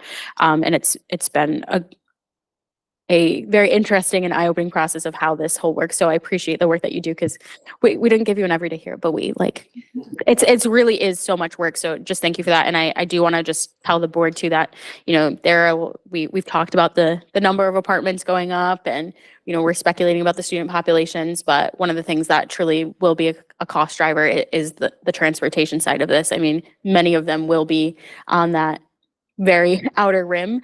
And I can just see Dean having agita as this goes on. But I just wanted to say that this is seriously something, one, that is great for our town, but also a huge consideration in our costs. And I thank you for always being fiscally responsible. All right, well, thank you for the update. We appreciate you. Thank you. And anytime you guys need anything, you know how to get in touch with us. And we do appreciate, on behalf of my staff, appreciate the board's support. The 6 years almost that I've been here, the wonderful support that the Board of Ed and the district receives for owning our own buses. And it's always a topic that comes up, right? It's always, well, if we cut the buses out, we can save money. Let me always share this with you. I come from the private sector. I've been in transportation since I was 18 years old. I'm 58 today. Well, not today, but I am 58 now. And I will tell you, when I was on the private side, we were in business for what? To make profit. And we charged accordingly. We in the district, and I am fiscally responsible because I don't live in Newington, but I also live in a town. We pay taxes and we want to be fiscally responsible. And with Lou's help and Dr. Brummett's, we have been able to save the district money. And by owning your own buses, you are saving a lot of excess costs that if you had a contractor, they would be charging you in for all of those extras that you don't pay for. So keep that always in mind. And I do appreciate your support. And yes, with the new complexes coming, we are already strategizing on how we will do that. We may be needing some more buses, but we will talk about that at a later date. I'll bring my bus tie. I'm sorry, Mr. Brandon's not here to bring that yes, yet. Mr. Brandon. Thank you. May I make a correction before you go to the next item? You may. On what I was talking about earlier with the quotes, something that popped in my head is that low quote I was giving is for one of the compendiums that requires us to also buy geodes for the fluency aspect. And that's the most expensive part of it. And I don't have that quote yet. So I want to take that back because it will be higher. We only own geodes in one of our 4 buildings. So that will be a bigger expense than what I was saying. So I would rather disregard that number and wait until I have clear quotes from as I was jotting my notes, I'm like, oh, wait a minute, that's not going to be. All right, so Convenient we that I forgot the most definitely, expensive part. we definitely have a big budget item for the following year's budget that we will have to consider, but thank you. All right, the next one is, speaking of budget, we have 24-25 budget update. Thank you very much. I'll start, and obviously, Ms. Brady, please chime in because you're part of many of these pieces. So last evening, there was a public hearing that the town council convened. Myself and Ms. Parati attended. We had several teachers or staff members in attendance. Many spoke on behalf of the budget. But equally important was in between the hearing and the town council meeting, we did have a conversation with several counselors and the mayor, and we are convening a meeting tomorrow afternoon to discuss, how we can make this budget work. So we do still see a lot of willingness on behalf of the town council and mayor to work together. And in fact, later that when their other meeting convened, public comment or comment among the counselors was extremely positive toward making the board's budget successful to avoid layoffs. So that part is appreciated and noted. So that's still, an ongoing conversation. So at some point, though, to kind of bring this to full circle, once the town makes a final determination about our budget, then we as a board convene and discuss how to reconcile it, depending on how the final numbers come together. So that will come toward the end of April. On that note, I wanted to comment about the finance subcommittee dialogue that happened earlier in the meeting. Yes, there is a finance subcommittee. It is chaired by Sam Sharma. At the beginning of this year's budget season, he did convene a meeting, and the purpose was to look at the capital budget, to discuss the budget process, to make sure the subcommittee felt comfortable with our approach, which they did. He considered convening another meeting after the first, when the town council, or rather the town manager, submitted her budget and the cuts were noted. And after I spoke with Mr. Sharma, we agreed that it wasn't really necessary at that time because it was so early in the process. The other things that were mentioned as roles of the finance subcommittee are accurate, but the way we've been doing it in Newington is every month the board gets our expenditures. When the audit is processed and received, the board is sent that audit report. It is an audit firm that both the town and the board use, so our audits always come back very positive that we're doing what we need to do. And that subcommittee would have the ability to make recommendations to any type of changes if they so choose, but there has not been really any impetus or discussion in that regard. Finally, the committee does have the opportunity to meet on demand. There isn't a requirement that they meet monthly. There have been years when we've met more often than we have this year, and I think it has to do with whatever the conversations that need to happen. I remember a few years back, we were talking about changing the financial platform for the district. That was quite a hot topic, and many meetings did transpire. So I think those meetings occur as needed and when there is something, when there's an agenda to discuss.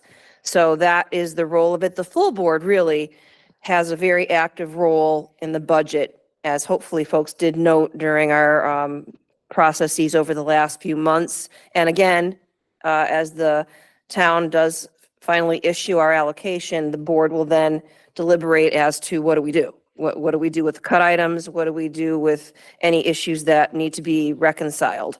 So hopefully that does respond to the questions that were presented. And I just had one more thing to present, and then I'll turn it back to board chair for any questions. Oh, Go ahead, Tom.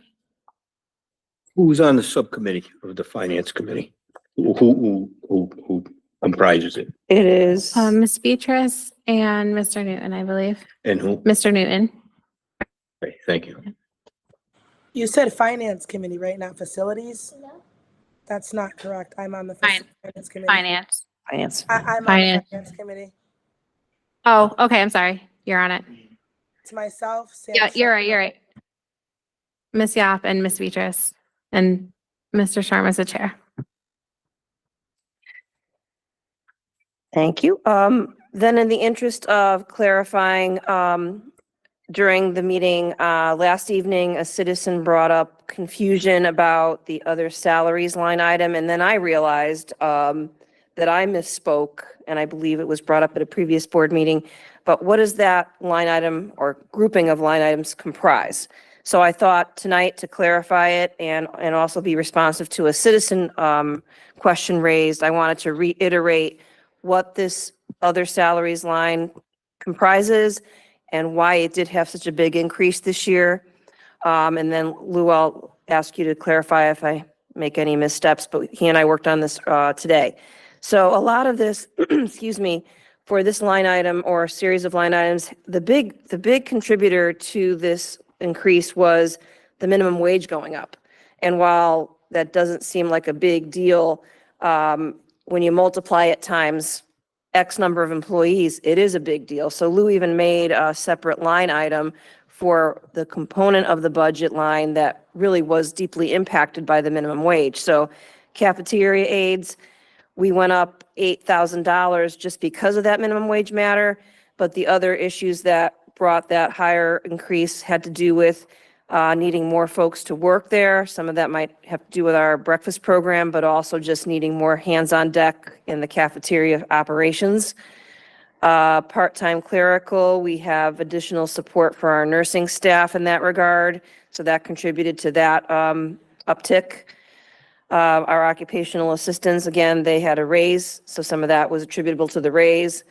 IT interns was actually one that went down. We eliminated one intern and gave other interns a little bit of pay raise, but the net was less money. Marching band, some of the ancillary staff that we have to hire, not our in-district staff, we had to raise that to attract folks, to have people that work for the marching band. And then the lavatory monitors was a big item as well, because we had added staff for security purposes and safety purposes, and the budget did not reflect that. So we had to make a big adjustment this year, because that line item is kind of in the hole this year. And again, that was also another impact at $15,000 because of minimum wage uptick. Non-union bus drivers had an uptick this year. Some of that had to do with some routes that we had to establish for pre-K. Some of our, increased back to programming that were post-pandemic, after-school programs, sporting programs. So that was an uptick of $63,000. Non-union, non-certified personnel, such as transportation clerk and other pieces, that was a raise. And there was, what we did there, and Lou, correct me if I'm wrong, is we added a transportation permanent clerk versus relying on interns. So that was a slightly higher pay, but it gave more consistency. And as we mentioned tonight, our transportation department has a lot going on. Permanent building subs, another fairly large uptick that had to do with, we now have them participate in our professional development days.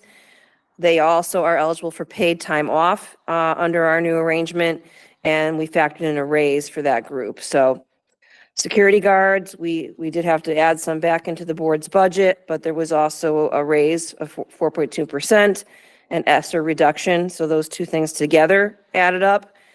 Summer help, that refers to, correct me if I'm wrong, Lou, extra hands for summer projects, painting, et cetera. Yep.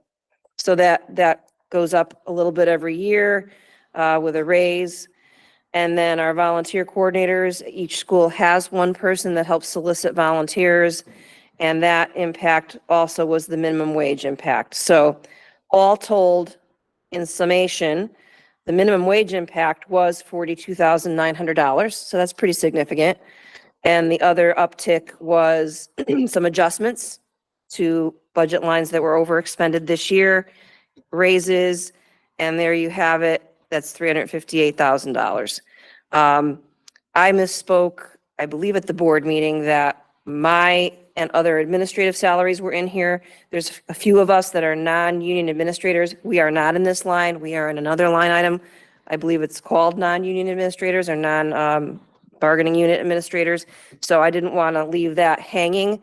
And like I said, the citizen last night at the town council meeting was expressing confusion. So I wanted to clear that up for a multitude of reasons. So I'll turn it back over to the board chair for any clarification. Thank you. And when you, just to clarify, when you say add, it was adding this current year positions, like to help with breakfast, like cafeteria workers. We're not adding new staff in next year's budget. No. This is just maintaining the level of staffing that we have this year. Some of them get that minimum wage increase because they're only making minimum wage, and that went up as per the state guidelines. And but no new employees are being added to this. Not next this year, no. budget. Are there any questions? Mr. Miele, go ahead. Yes, sorry. So I understand Dr. Brahma said her and other administrators weren't in this. Where are they? And do we have a table for them? We do. I didn't come prepared to share that tonight. Lou, do you want to speak to that?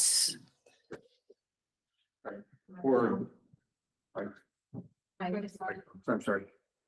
If you just take a look at the chart and what you see in this is one of our groupings. It's really employees of similar characteristics. So of the non-union, non-organized group, this represents about 100 to 105 employees of the district crossing all these categories.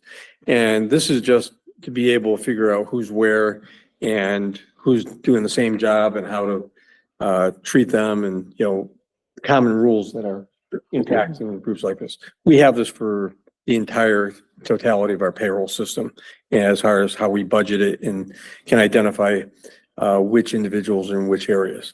So I probably have 60 or 70 different classifications that are here.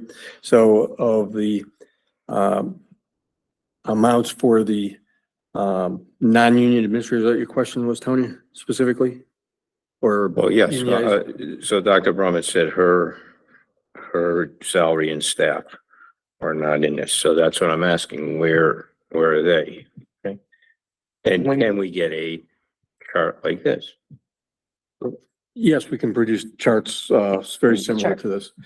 So in just trying to be certain what your request is with respect to the staff, are you talking about people who work for Dr. Brummett and like support functions in the office? Or are you talking about the all of the unionized supervisors that are certified? So that would be the principals, assistant principals, curriculum directors, et cetera. Or are you speaking of those that are working together in the office environment? Because the answer will be different because that would cross different categories and I would have to pull people out to answer the question correctly for you. You know what I'd be interested in is Dr. Brummett, the assistant superintendent or superintendents, I don't know if there's more. Yourself and the other top administrators, salaries and proposed increases. And what was the last? And proposed increases. Okay. Thank you. Okay, we'll get that out to the full board Okay. within the next day or two. Okay. Mr. Halloran? Thank you. I was just wondering if you can explain a little bit about the role of the laboratory monitors. What exactly do they do? You and me. So I'll start. They largely are at the high school.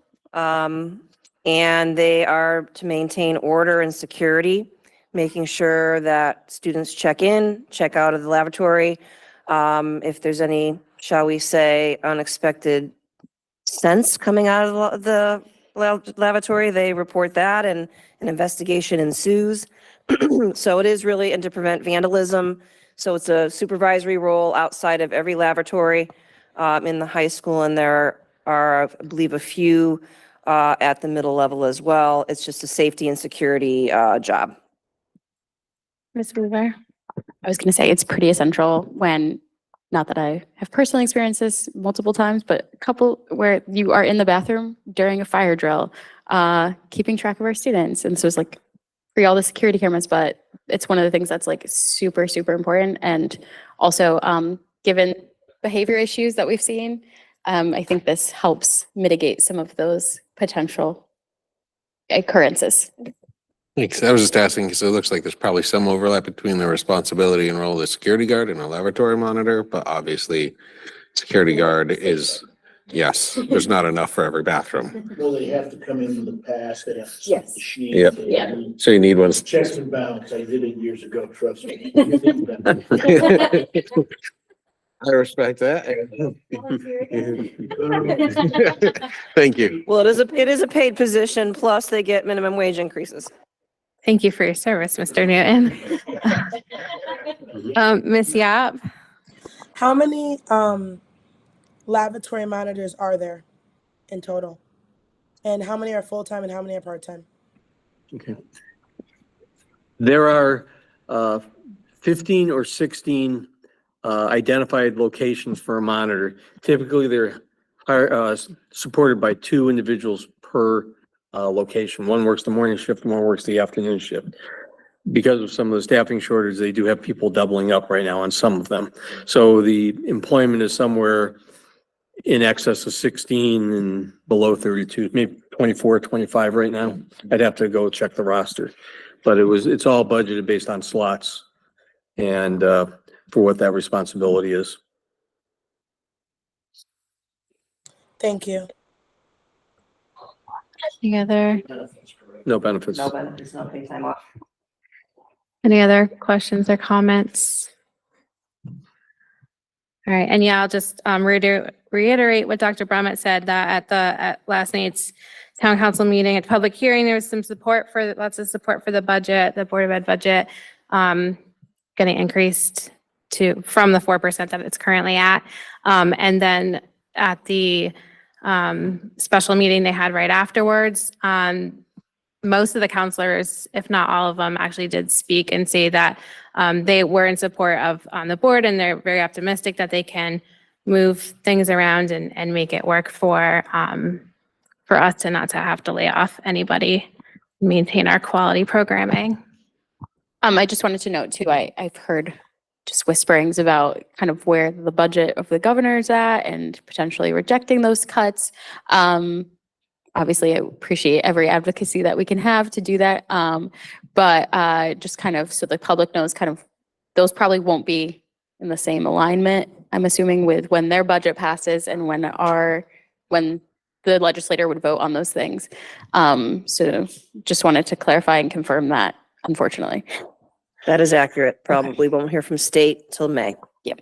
That's the challenge. Okay, well, hopefully, would we be able to reconcile that and kind of the other end? I think most of that monies would go to the town directly. It is If you could mostly just clarify. town. Yep. Excess cost would be if they make any changes there, but I haven't heard of that.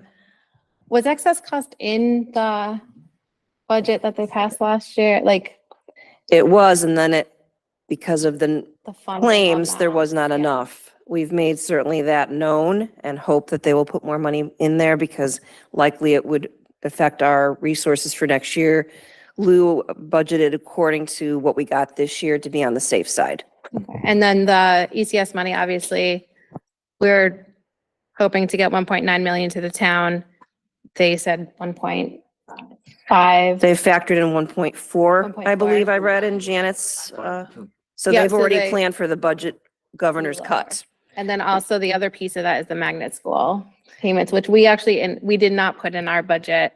And we've explained to the council that it's assumed that they would take, that money would come out of the ECS. It would just come out of funding. PCS. So it'd be even potentially lower than 1.4.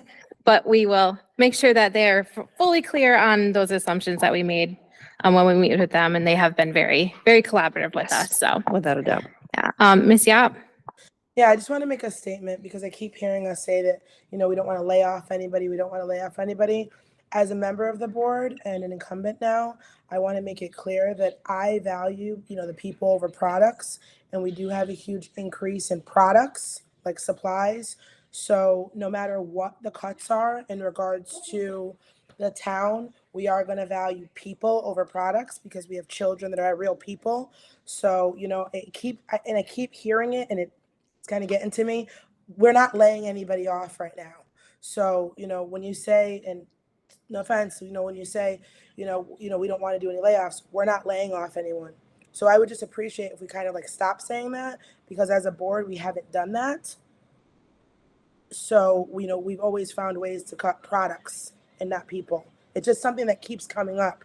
And I feel like it instills fear in into people. And I know that, I know some teachers and they watch our meetings or listen in and they say, well, I keep hearing little side comments from board members saying, we don't want to lay people off. And, there's already so much going on in the world with mental health and everything else. We don't need to instill that fear into the citizens of our town or the teachers. We're not laying people off.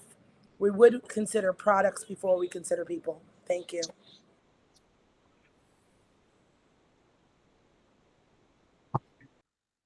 Okay. Any other budget? We're good? Yes, that concludes my budget update. Next up is the health benefit fund performance, which Lou is going to address. Okay, you should have received the update of the memo from Janet Murphy, who's the town finance director, who calculated the credit by the approved formula. and the cover memo I provided. Okay. The short answer for tonight is, since we are in a deficit position, there's no action that's required of any type at this point. This is just informational at the moment. So we don't have to respond by to the town by, I believe it's April 8th, for what we're going to do with the credit, because being in a deficit position at this point renders all that moot. So what I would like to do is just take a minute and go through the chart that Janet had provided for us here, month by month, and just explain, the deficit, where it comes from, how this formula actually works for us. So you can, when you're looking at it, you can see that her 12-month claim cycle goes from March of 23 through February of 24. So the first 4 months of the chart are last year's information. And then that's paired with the first 8 months of this year. Okay. Our target per month of claims is right around $742,000. So that's kind of your barometer. If our claims number in the chart is below 742, we're getting ahead. If it's over 742, you're falling behind. In going through the way this all works out in the end is basically for each of the 4 months that we progress through the rest of this fiscal year, our actual for March will replace the March of 23 number. Then again in April, whatever actual for April is for what last year's number is, until you get to the finish line. Okay. Other than the 2 large months that are there, the numbers were basically plus and minus getting to par, other than those 2 big ones that were in there, the $1,067,000, $1,042,000. And then you'll see right after that, you had a $520,000. So there's some definite volatility that's associated with this. As of right now, we would have to beat about $650,000 a month in claims for the next 4 months to dig out of the hole and be at zero.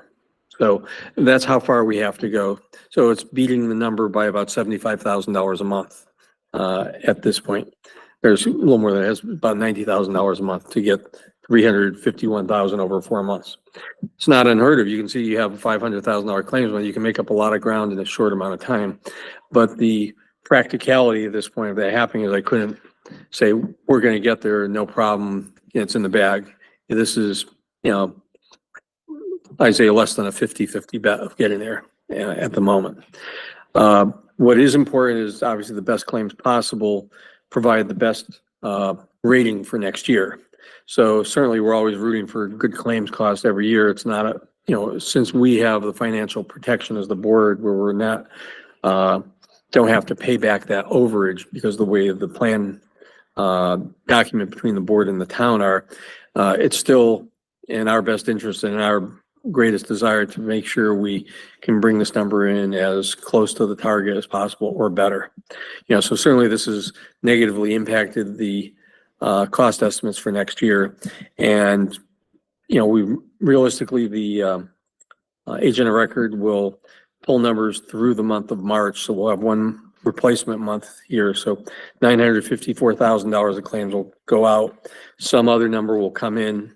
And then typically the agent of record will recalibrate the calculations for next year based on that 9-month history that's there. So let's all root for a really good month of March for ourselves for the results. So that would definitely help. And then certainly the actual group size, the number of participants has been very steady over the last 5 years. There is no significant buildup of additional members in the pool or people that are no longer in the pool. So we have a pretty steady baseline to work from. So that kind of takes us to where we need to be. And, next year, in all likelihood, it has nothing to do with this year. We had 10 years in a row of turning a positive, and I'm looking back 18, 20 years ago, last time this happened. Then we had a terrible year one year where we're more than $1 million overdrawn for that one year. And then went right back to the same trend line on all the subsequent future years for probably another 5, 6 years after that. So it's nothing to be alarmed about, but it is something that is reality that impacts our budget. And, you know, as I said, let's all root for the best for this. So, any questions? Thanks. That's Go ahead. employees of the Board of Education, right? Retirees, teachers that retire fall under the state system, right? They don't. Oh, I'm sorry, they don't. No, this is the active employee pool. Active employees only. Right, there's a separate pool for retirees that's under a different arrangement that it's funded by the board, but it's has the actuarial elements of it because it's a Okay. long-term All right. element. So we fund the actuarial So standard. solely there. active. Right. Okay. Yeah, of course, we definitely want to not to have a deficit, not only financially speaking, but also it's, you know, our employees and their health benefits. So definitely we want our staff to be in good health. So hope everyone gets well who is not. But no, in all seriousness, there are people's benefits. So, but thank you for the update on that. All right, and now we have the calendar update, possible action. Thank you very much. Let me grab onto this report. So as I believe I've mentioned to the board before, we have a body of teachers that meet on a monthly basis called Teacher Council. And this is often a clearinghouse for issues that arise that are more district focused. They have similar structures at their individual schools, but these are representatives from every school, and we meet on a monthly basis, and they just kind of bring concerns. And one of the issues that was raised by Teacher Council was relative to the school calendar.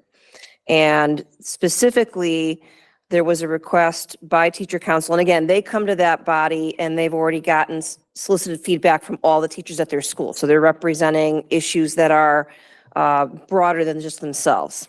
And they had asked for consideration to align the middle school conferences, moving them closer to the elementary conferences, because that is when the report cards and the marking periods align. We realize that parents may have students at both levels. That's why we did, and with feedback from Wendy and her team, made sure that the evening conferences were on different nights so parents that needed that flexibility could do so. I did hear the comment earlier this evening about the impact of book fairs.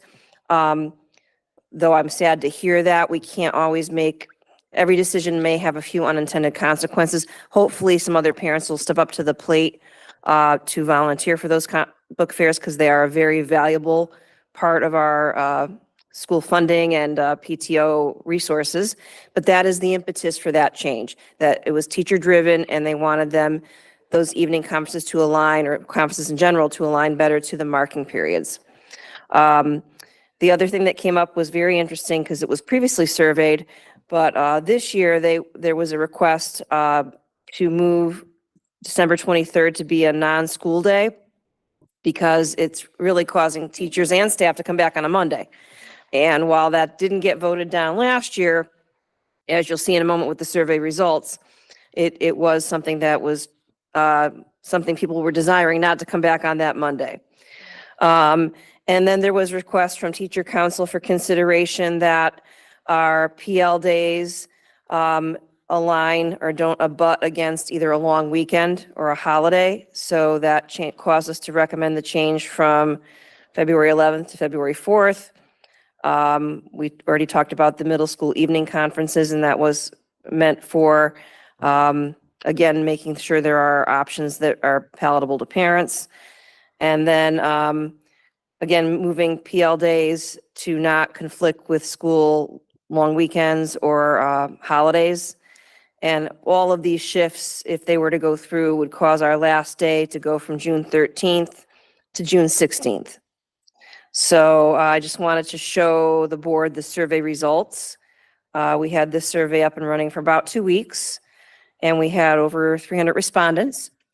And it was pretty clear from the vote that teachers, and this was open to all staff actually, wanted to not have to come to school on that December 23rd day. So this is 76% yay and 23% nay. Now that was bundled with those other changes, but overwhelmingly there was support for the changes as written. Similarly, there was teacher council item separate from all of that was can we consider having no school on the day after Easter? That was not a popular decision, and it was voted down by the teaching staff. 71% weren't interested in that, well, whereas 28% were. It is important to note that next year's school calendar, which I believe is attached to this document, that the Easter or the April vacation does butt up against the holiday, whereas this year it's the week after. So that could have been reason why people didn't go for it. So this calendar for board consideration this evening does reflect those changes. It reflects the conference changes, reflects making sure that our PL Tuesdays are not right after a long weekend or after a holiday break. And it does reflect the change of December 23rd. That is now would be a non-school day in this scenario. And then finally, it's noted here as a V for vacation. And finally, all the net of that is to make the last day of school the 16th. Now, previously, the last day was the 13th, which you can see as a Friday. So we're not adding 3 extra days. It's just that we go from ending on a Friday to potentially ending on a Monday. Important to note that this does not take into account if there are snow days. And board member Newton reached out because of the new Juneteenth legislation, which he is accurate about. If for some reason we do stretch and have numerous snow days next year, I will be bringing to the board the Juneteenth matter, which could be, there's 2 choices that a board has when there is school potentially on Juneteenth, and that is either to have it as school holiday or decide that we would have it as a school day, but we would commit to having activities around Juneteenth as part of the school day. That is the route we take for Veterans Day.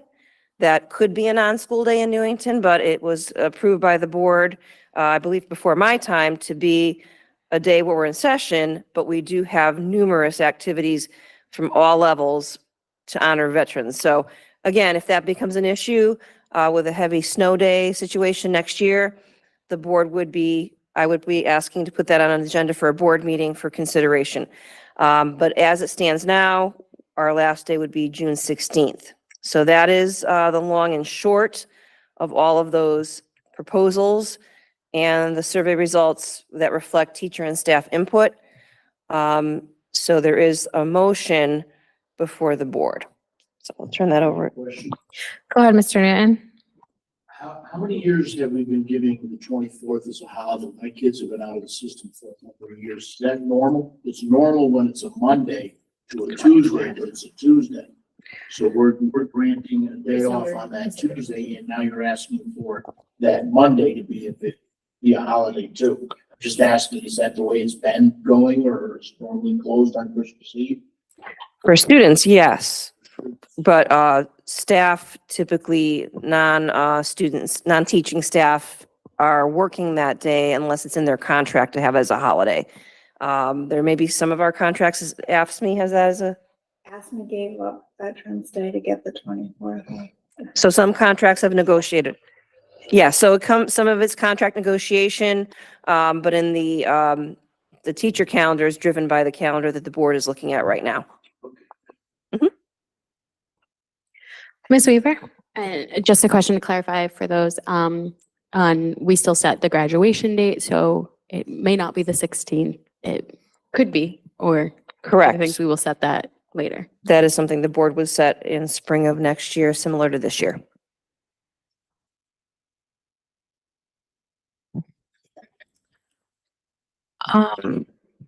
Would anyone like to make a motion? Or Move the Newington Board of Education adjust the 2024-2025 school calendar with the following changes.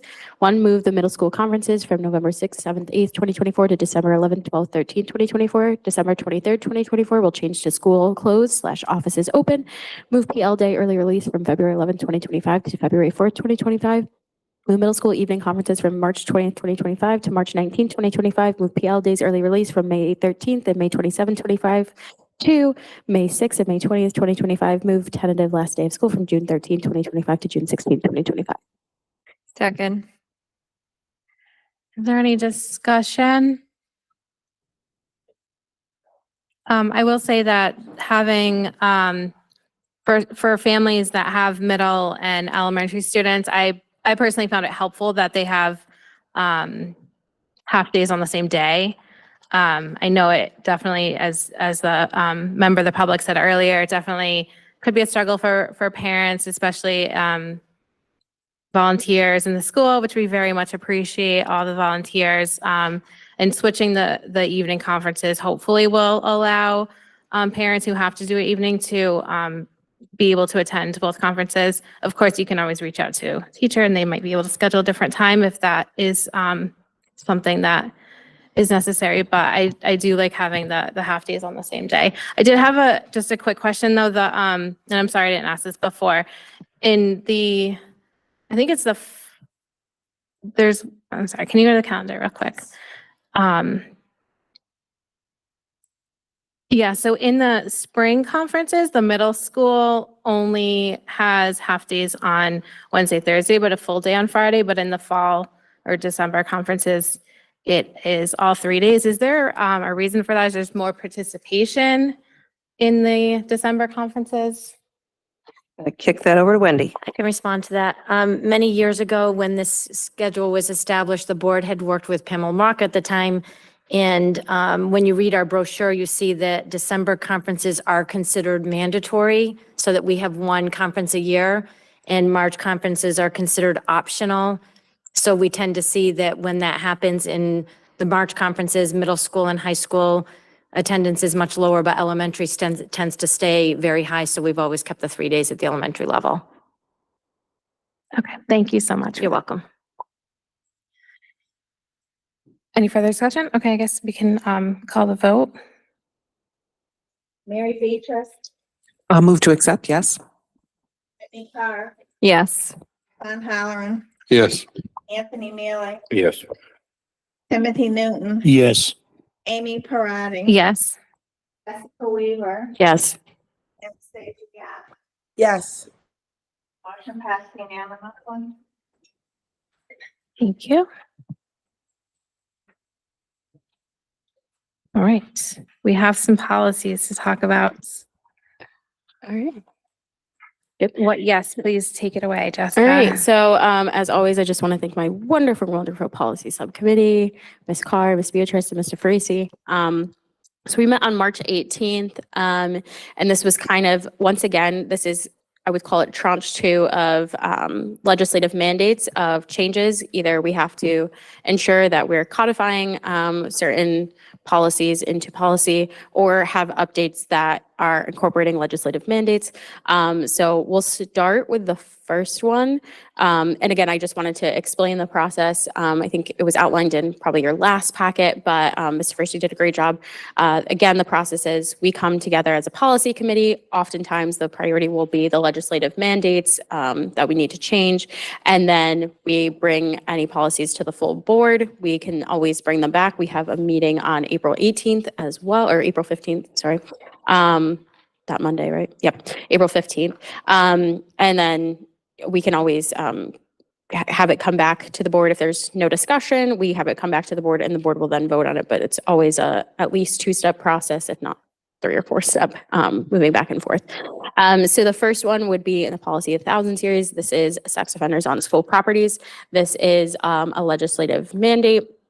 And this is a new policy, although not a new policy of practice. We have always had a certain policy of how to report sexual offenders on school property. All this does is just codify it sometimes we just don't always have one on our full board policy. We certainly have followed that. And I know Mr. Fursey can assure us that we've always followed this type of practice. And again, for the public's knowledge and as a reminder to the board, all of these policies, we get draft policies from Shipman and Goodwin, and then we kind of adjust as so. So it's always reviewed by our legal counsel. So if there are any questions, we just have additions to that. If anyone, I don't know if Dr. Robbie would put it up on the screen. And this really just directs the process of how we would report a sexual offender is released into the community. And we already have a reporting process for that. Is there any discussion on that?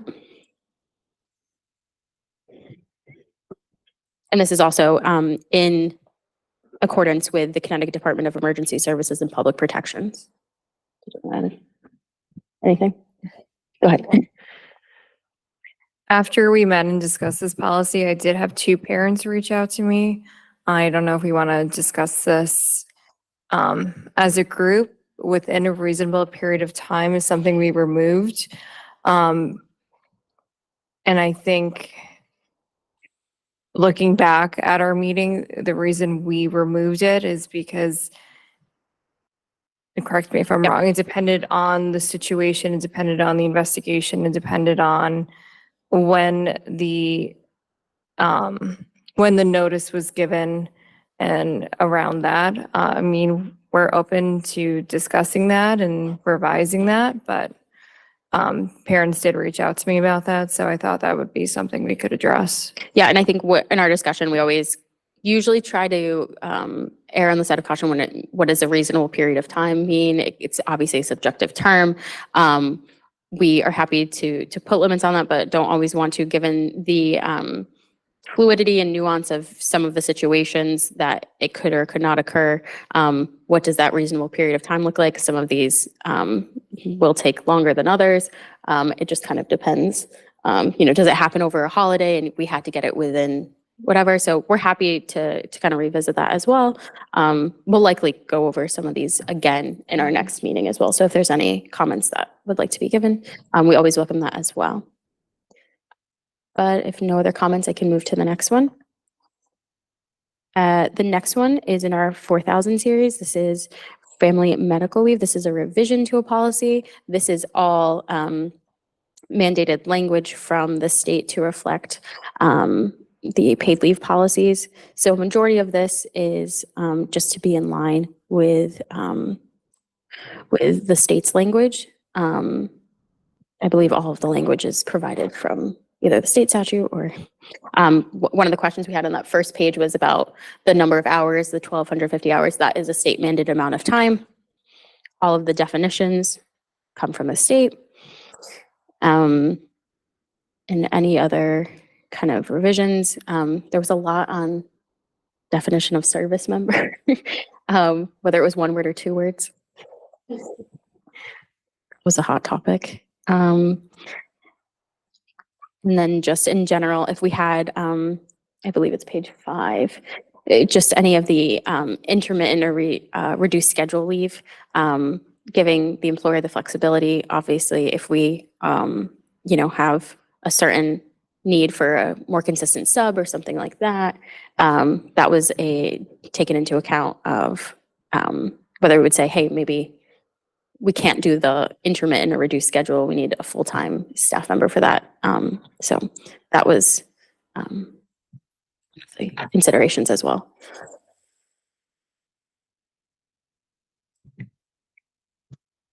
All other language, again, the certified documentations down on page 8. All of that, again, is from state. Are there any questions? Okay. All right, so we'll move on to I had the a question. 5,000. My hand's raised. I'm sorry, go ahead. Okay, in regards to this policy, under foreseeable leave, I saw that you crossed it out the red, but did you guys forget to put back in the doctor's note? Because it says that I don't have to read it to you, but for leaves taken because of employee or qualifying family members, must submit a completed physician or practitioner's form. Shouldn't we add that back in? Why did we remove the doctor's note? It just says they just must notify the Office of Human Capital Development. I think we need to add back in that they need a doctor's note as well. I don't think you should just be able to just put something in. I think that I respect, obviously the Office of Human Capital Development, but I think the doctor's note is also necessary. It's under foreseeable leave. Yeah, no, I understand what you're talking about. I believe that was again our Shipman and Goodwin removing that. That was page 7. I would say that it probably wouldn't be applicable in the case of like if it was family leave. I don't think they need to disclose that. That's just informing us as the Yeah. employer that there is a leave forthcoming. Yeah. And it speaks to the 30-day notice. Yeah. To provide that leave. That's also in the contract as well, in the contracts that we have. So that would just be the notice to inform us that this is forthcoming. Then what we would do is we would forward to them the information that they would have to fill out to ensure qualification. And that's when the physician's notice would be requested within those forms. That this is a standard part of the process. So the doctor's note that is being for the physician's notification that is being referenced would absolutely come once we're notified that if someone notifies us that they may be going out on leave. It might 30 not be days in existence advance. yet if they. I'm sorry? It might not be in existence yet if they're foreseeing Correct, it, because yeah. they might have an upcoming appointment, so they wouldn't have a physician's notification just yet. That often does happen. So I anticipate this is when I'm going to the doctor, blah, blah, blah, and then we send the paperwork so that way they can have that to the physician and, retrieve it from there. So where does it say that in the policy? Just so you can, point me in the right direction, that in the paperwork you'll be asking for a doctor's note, because I didn't see that. So if you could find that for me while we're looking at this policy, I would appreciate it, because I think that if your current contract includes a physician or practitioner certification, then it shouldn't be an issue to just leave it there since it's already included in the current contract. But if you can find it for me, I won't object to it. That also might be in the regulation, not in the actual policy requirement. But is the current contract, as Steve said, because you just crossed it out and it hasn't been changed yet, right? So that means the current contract must include physician or practitioner certification. Do you have a copy of the current contract that maybe we can take a look at? That be me. Not No, they are all online. No, the contracts are all online. I was just referring to the 30-day notification is what we have in a lot of our contracts as well. That's similar to this language here. But the physician's notification is something that we require. But I see what you're asking, and I'm just looking for it now. But that wouldn't be in a contract. Okay, I'll wait. No problem. Mr. Halloran. I think if you refer to the section under required certifications and documentation, it does say, depending on the reason for the leave, an employee may be required to submit medical certification from the employee's healthcare provider, medical certification, the employee's family member. I believe that covers it. It says May. So I'm just Sean, it says May. And then if we go back up, I just want to make sure I'm right there. That one says may be required. And then, hold on, I'm trying to go back and forth. And then the other ones say must. So there's a huge difference between must and may. It says the employee must submit a completed physician or practitioner certification. And what you read says may require. So that's a drastic difference.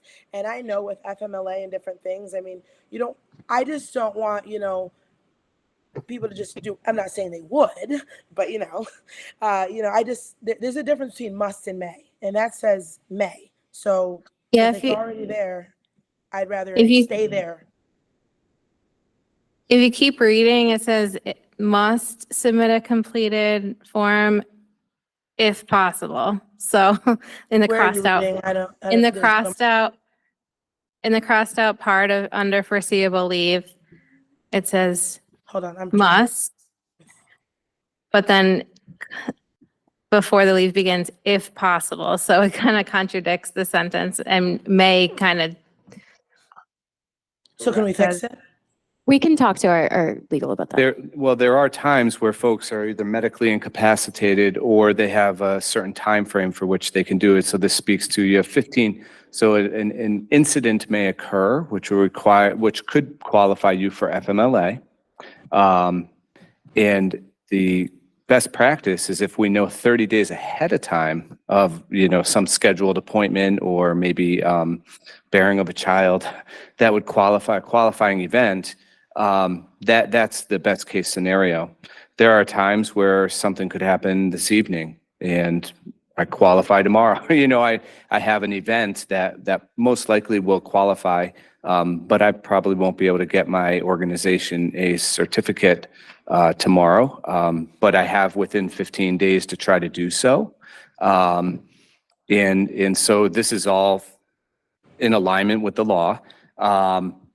And so if it's unforeseeable or even foreseeable, you try to get that to us. But then, as you go down to where Mr. Holleran read, the required certification documentation is must in there, because if you are to qualify for FMLA, which may be due to timelines and such, you may not because of that. But if you do have an eligible or qualifying condition, we must receive the certification. Yeah, I don't have an issue with the time frame. That wasn't my question or my statement. I just think that we should fix the language. And I know Jessica said that maybe you guys can look at it again. I just think we should look at it again because those little words, can be misinterpreted. If you tell me I must submit something and then I may do it and I may not. I just want to clean up the language if that's okay. I think, we're all on the same page with the time frame. I don't have an issue with that. I just want to clean up the language so it's, a lot more clear. Thank you. And again, this was submitted by legal, but they can always look at it again and we can just ask them. So with that, we will move on to new policy, student use of district's computers, systems, and internet safety. Again, this is a new policy. So let me just open up and have Dr. Brumman open up. Really, the impetus of this, I believe, was the original ad was just smartwatches to the policy. And we also added in just as the millennials and Gen Zers here, that we added in just any of the apps that have the ability to create duration-based or subjective removable content. It's not just Snapchat now. It's obviously Instagram, Facebook, TikTok, and all other ones. I'm sure we know we're probably missing some, but we just thought we'd enumerate that and codify it into it. We also just cut out the minor students because we know some students are above the age of 18. So.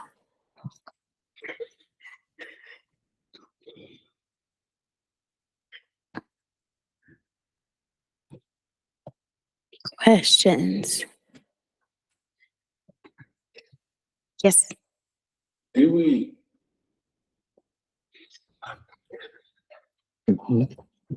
I guess this is a question for legal, but do we need to itemize devices and applications like that? Because I feel like this policy will get revisited every 2 years when there's a new app. That's a good question. I think it was already included that, Snapchat and these policies. This was just kind of, and also I'm sorry, I forgot to mention this. I just didn't have Maureen scrolled down as much. We included on page 6 of 8. This is not the actual policy. This is the regulation. We do not have jurisdiction over regulation. We do obviously work in very close collaboration with the administration on regulation. So the actual policy ends on page 2, but it continues on. The real impetus was changing the regulation as well. It's 6 of 8 on mine. I don't know. Oh, Maureen, you're on the wrong. Are you on the wrong policy? Yeah, you're on the right. Computer systems? Yep, this one's correct. Why does it look different? What section are we looking for? Why does it look different? With all the blue is really what I'm looking for.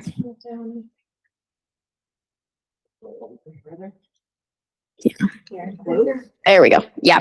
And this is actually the impetus for all of the remaining policies, was the use of generative AI and artificial intelligence. This is becoming obviously a hot topic everywhere.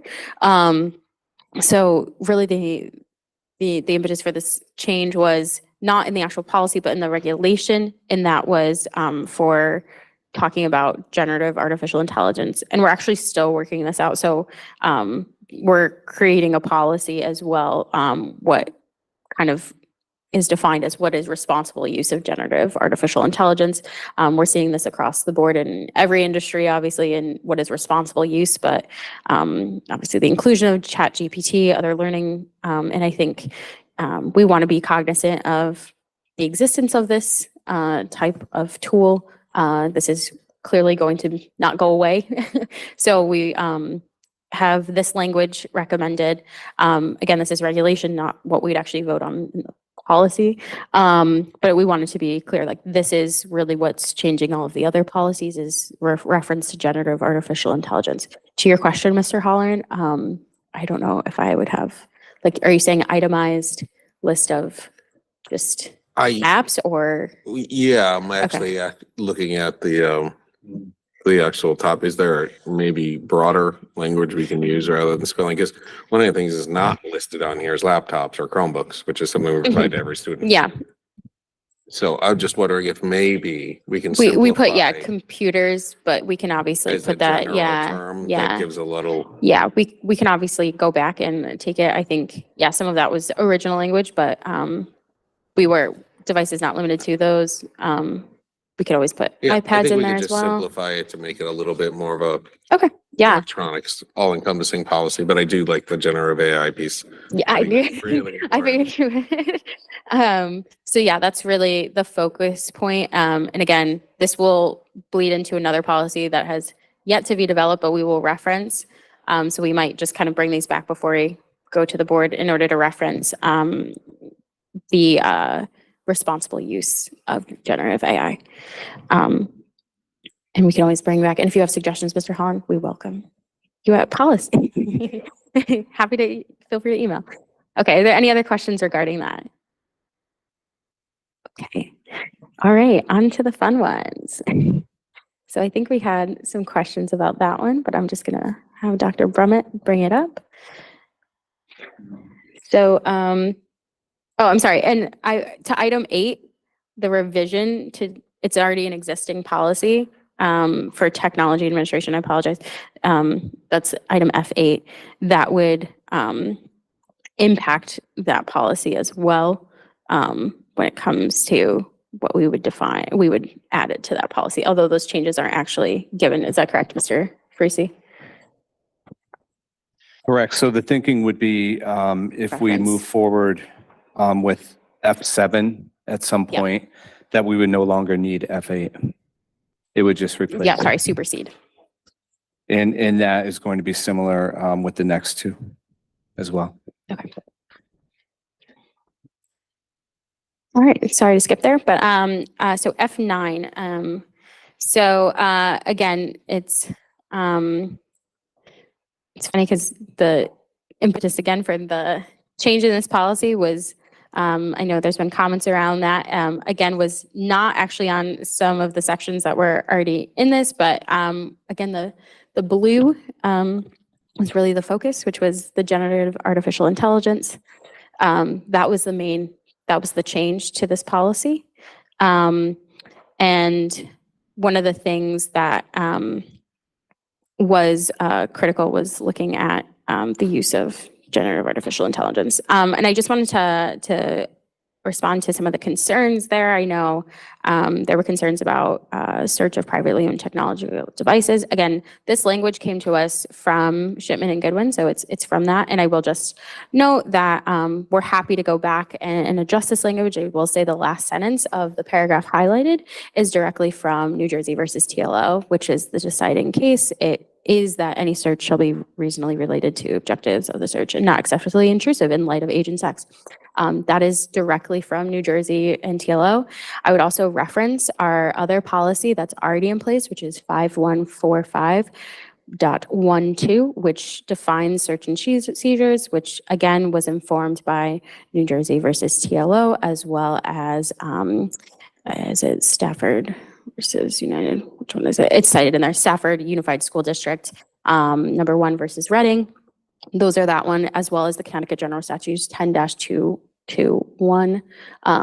Those are the ones will likely reference the search and seizure policy there. Again, we did not go over that language particularly in the sense that it was kind of in line with what was said in Supreme Court statute, but we're happy to bring that back and talk to our legal counsel about that. Obviously, we know that some of those court cases did not include technological devices. At the time, there weren't as many technological devices. But again, that language, especially that last sentence, is taken straight from a Supreme Court case, New Jersey versus TLO. But again, the main focus of what this policy was the generative AI, and that note in that blue language and wording is we would define it in the next policy yet to be created. But we wanted to make sure we noted that, and so that the board knows we're looking at generative AI. Those are really what is driving all of these policies. That is where the state is looking, where other boards of ed are looking, obviously, because that's where we are. And yeah, if we have questions on that. Yes. I think the point of this policy that's going to bring up the hot topics are the search of privately owned property. And I understand why. It is personal, it is private, it is, wanting to be able to make sure that you have a sense of self and privacy that can't just be taken away from you at any time. And I think an important word in that sentence to me, beyond just having the device on board property or a school sponsored event, it is and. So it's not just you can get your phone searched whenever anybody wants. Right. Is it also and has to have reasonable grounds for suspicion. So I think that's important, is that you can't just look at anybody's phone whenever you want. There actually has to be a reasonable ground for suspecting that the search will turn up evidence. Yes. And I would say that in our current policy 5145.21, it is noted that reasonable search and seizure, again, grounded in those Supreme Court cases. But again, we understand concern about these things. This is obviously a hot topic. Again, the word reasonable suspicion, reasonable in scope are in our current policy. Sorry, 5145.12, not 21. Again, this was not the aim of the additions to our policy. Really, the aim was on generative AI, but we're, again, happy to bring this back. This process is always, we bring it to the board, we will bring it back. We're happy to talk to legal counsel, although this was from legal statute, so that is likely why it was included. And certainly we would be cognizant of, our rights of our students. And I will say, I think it's noted at the top of this policy, or maybe the other policy already permitted, but we did have a robust discussion about, in general, another policy we haven't brought to the board yet, but is on the docket, is about teachers' use of their privately owned devices for things. We're seeing a lot of use of TikTok by teachers for good and for bad. There's a lot of things, that are democratizing information, shall we say. And I think one of the things too is when you connect to, and a lot of the stipulations were about when you connect to the school's Wi-Fi, you're using school internet, and does that become quote school property and those kinds of things. And so those are the type of things that we were asking for clarification. Like if I'm at school property, I'm under school district jurisdiction, but I'm using their internet and they own the internet, like who owns the internet, right? But it's their private server. Those types of questions we've asking. So this isn't something that, is an easy answer or a non-complicated quest, but I certainly appreciate comments on that. And again, as always, we do consult our legal counsel. I think one of the things I've always been pretty stalwart about is, are we subject to any legal liability? We certainly do not want to continue paying large amounts of legal fees for reasons that can be avoided or mitigated in risk. So with that, if there's any other questions. Ms. Yap has her hand up. Thank you. So let's start with this. The case that you're referring to, which is, I looked it up, is New Jersey versus T.L.O. That's the initial use, 469 US 325, 1985, has nothing to do with this policy. So if you read it, and I have no problem with reading it, it was essentially basically a student was searched for contraband after she was caught smoking in a school bathroom. She was sent to the principal's office where the assistant vice principal searched her purse and found marijuana. And essentially she was suspended, and charged by police. The Superior Court affirmed the constitutionality of this search, but the Supreme Court of New Jersey reversed it, holding that the search of her purse was unreasonable. And on the appeal to the U.S. Supreme Court, the court held that the Fourth Amendment applies to searches conducted by school officials in a school setting. However, officials do not need to have, probable cause in order to obtain a warrant. But, the search was justified, but you have to have reasonable suspicion. But essentially, it violated, her rights. So essentially, the thing I'm concerned about, and thank you to the student who was, I don't know her, never seen her before, but, she spoke up, about that. I want to make sure that we're not going to have a situation, and you don't know what can happen because none of us can see the future, where people are just feeling targeted, or what happens when, and we know people sue for everything, right? And our legal fees are already astronomical. So what happens if you get a student, right? And they say, well, I think a teacher, maybe the teacher is in the right and says, I think I saw this person do this. And we already have situations where we're focused on equity, right? So let's give an example. I'm a minority student. I'm a Black woman. My teacher decides that she wants to search me because she thinks something. And we have a situation where I say, well, I feel like I was targeted. And this policy allows them to do it, but I'm going to say this is how I feel, right? So I feel like we're opening up for liability. We have this whole thing on equity and how, and on all of this, but this kind of is going to be like us, like on the line, because if you can, search my personal items, but, I might say that, she did it because of this, then that puts us, open to lawsuit. And it's not, I'm not saying something that's out of this world. I mean, there are towns that are close to us, I won't mention the names, where there have been teachers who have been put on leave without pay because the child, is, of a race that, isn't, very popular, however you say it. And they said, well, guess what? I felt targeted. We see this right now with traffic stops. I feel targeted. So how can we distinguish that and, ensure that we're not going to open ourselves up to more lawsuits? We live in a predominantly white town. We live in in a school system where minorities are in the minority. So how do we address that? Because I know that that's something that will definitely come up. And even with what the student's saying, she has her personal notes in there in her diary. How are we going to stop ourselves from being open to more lawsuits, especially in a town where we haven't even met, the numbers? We're not 50-50 with minorities and other races. I mean, as a minority woman, if I see my teachers and I say, well, they're searching my things. It's, this is violating my rights. I don't like the way this feels. She doesn't like me. She's targeting me. We're going to have lawsuits here, all the time. So how are we going to address that? Because I know it's going to come up. It always does. It's come up in towns very close to us recently. Yeah, so Ms. Yap, I would just reference once again the policy that is currently in place, which is 5145.12, which is again already in place and was adopted in 2001. It was revised and it was adopted May 23rd, 2001, and then revised May 26, 2010, which defines search and seizures of students and is in line with the Supreme Court case that was mentioned. Again, that is so that there is reasonable suspicion, and the search has to be reasonable in scope.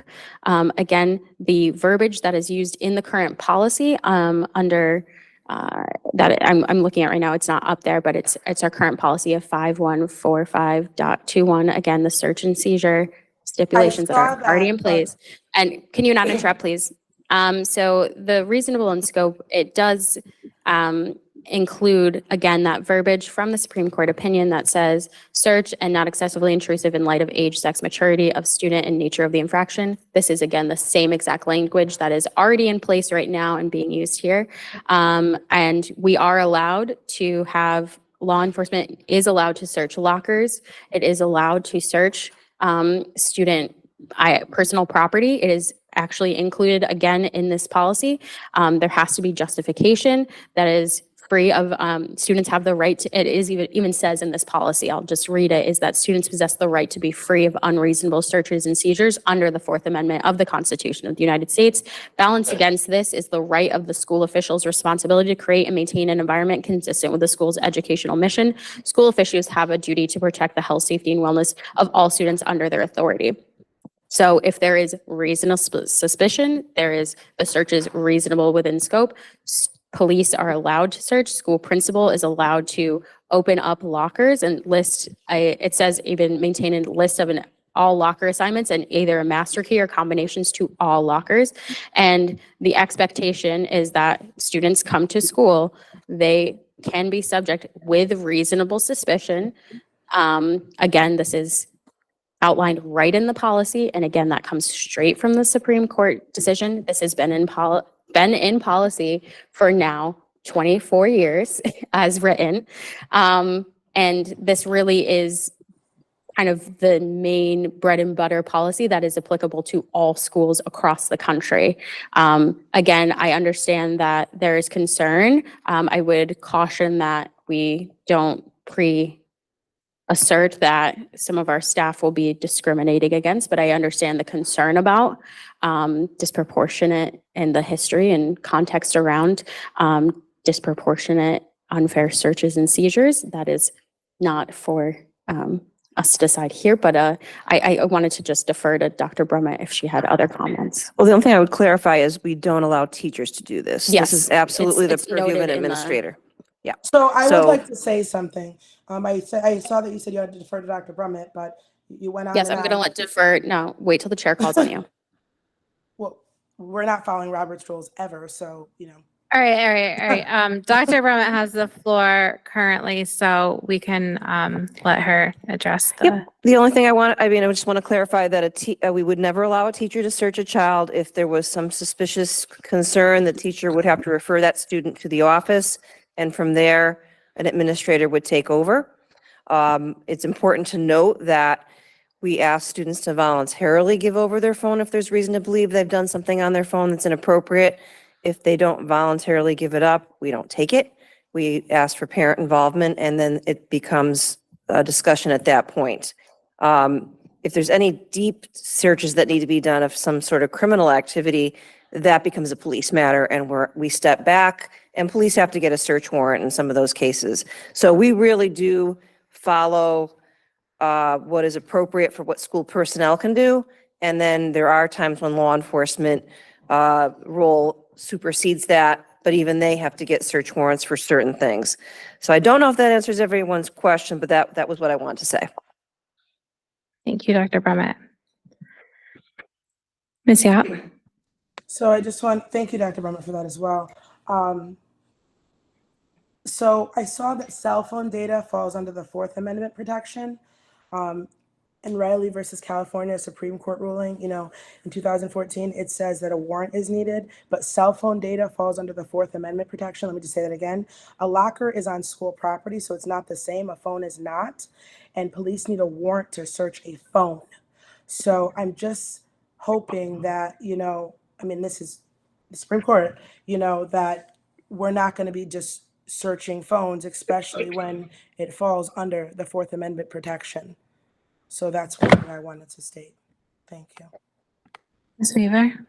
Yeah, I think it's been noted. I think there was mention of searching of purses and bags and things like that in previous comments, and I wanted to address that that's already currently covered in our policy. So I wanted to clarify that that is legal, and it is, again, we have regulations as well. So we have an overguiding policy that is reflective of federal and state law, and then whatever policy regulation that is done by the administration. Again, we don't dictate that regulation, but as I said at the beginning of this, that we work collaboratively with the administration to ensure the spirit of this. As I said, this was not the area we were focused on in the policy. We were focused on just the AI one. Again, this language is from the Supreme Court case, so we're happy to go back. I know it's a touchy subject, so if it needs its own kind of revision with our legal counsel, once again, we're happy to do so, and we're happy to ensure that all of it is reference of relevant statute in that. And then we can always add the regulation along with it for that. So we'll happily take these all back to policy committee. As I said, we have one on the 15th of April. And we'll likely be talking once again, likely about this, but as well as, again, the responsible use of general artificial intelligence. That is the main focus in the legislative mandate. That is, thanks. Other questions, sorry, at the table?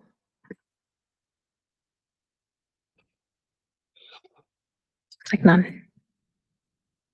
And again, I just want to thank my policy committee. We do a lot. Oh, I'm sorry, that's not it. Yeah, there's one more. One more. Again, this one will likely take back because some of the language is a little outdated with like use of Blackberries. We had talked about that. I mean, we don't want to disclude Walkman. Obviously, those are still, I personally have one sitting around somewhere. But again, this was to usurp the other list policy, I believe, Mr. Farisi. Correct. So, We can manage a lot of. yeah, this policy with a new updated policy. Correct. So that is to say, we're not just saying this is a bad policy, we're deleting it. It's just so that we can update a lot of these and consolidate some of the important things. Again, if anyone has a personal data assistant and we would like to put that language back in, happy to do so. All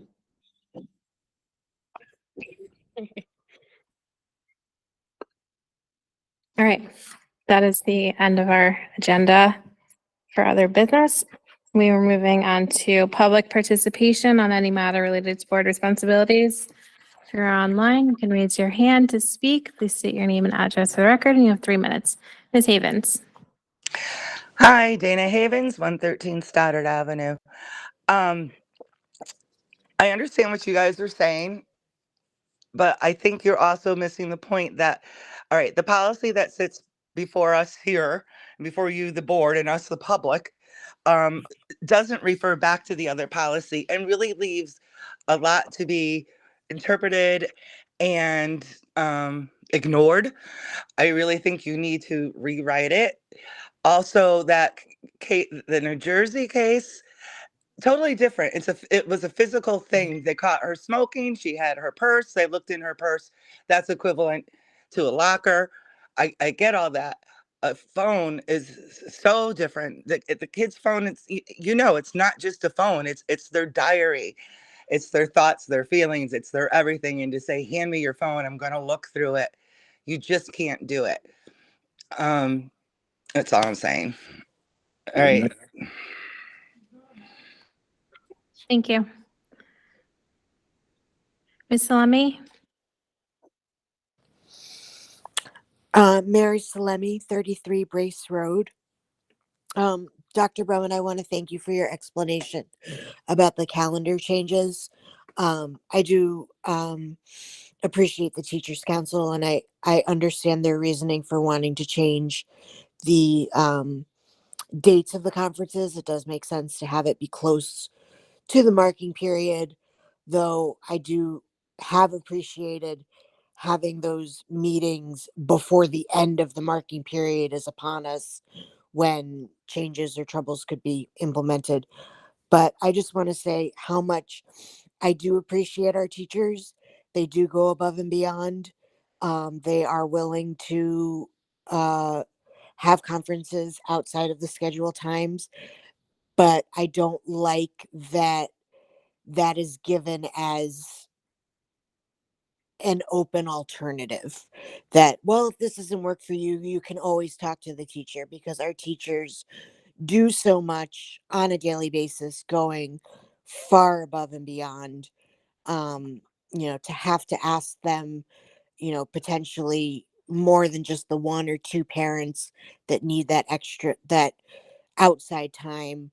I just don't think that's an appropriate reason for being okay with this change.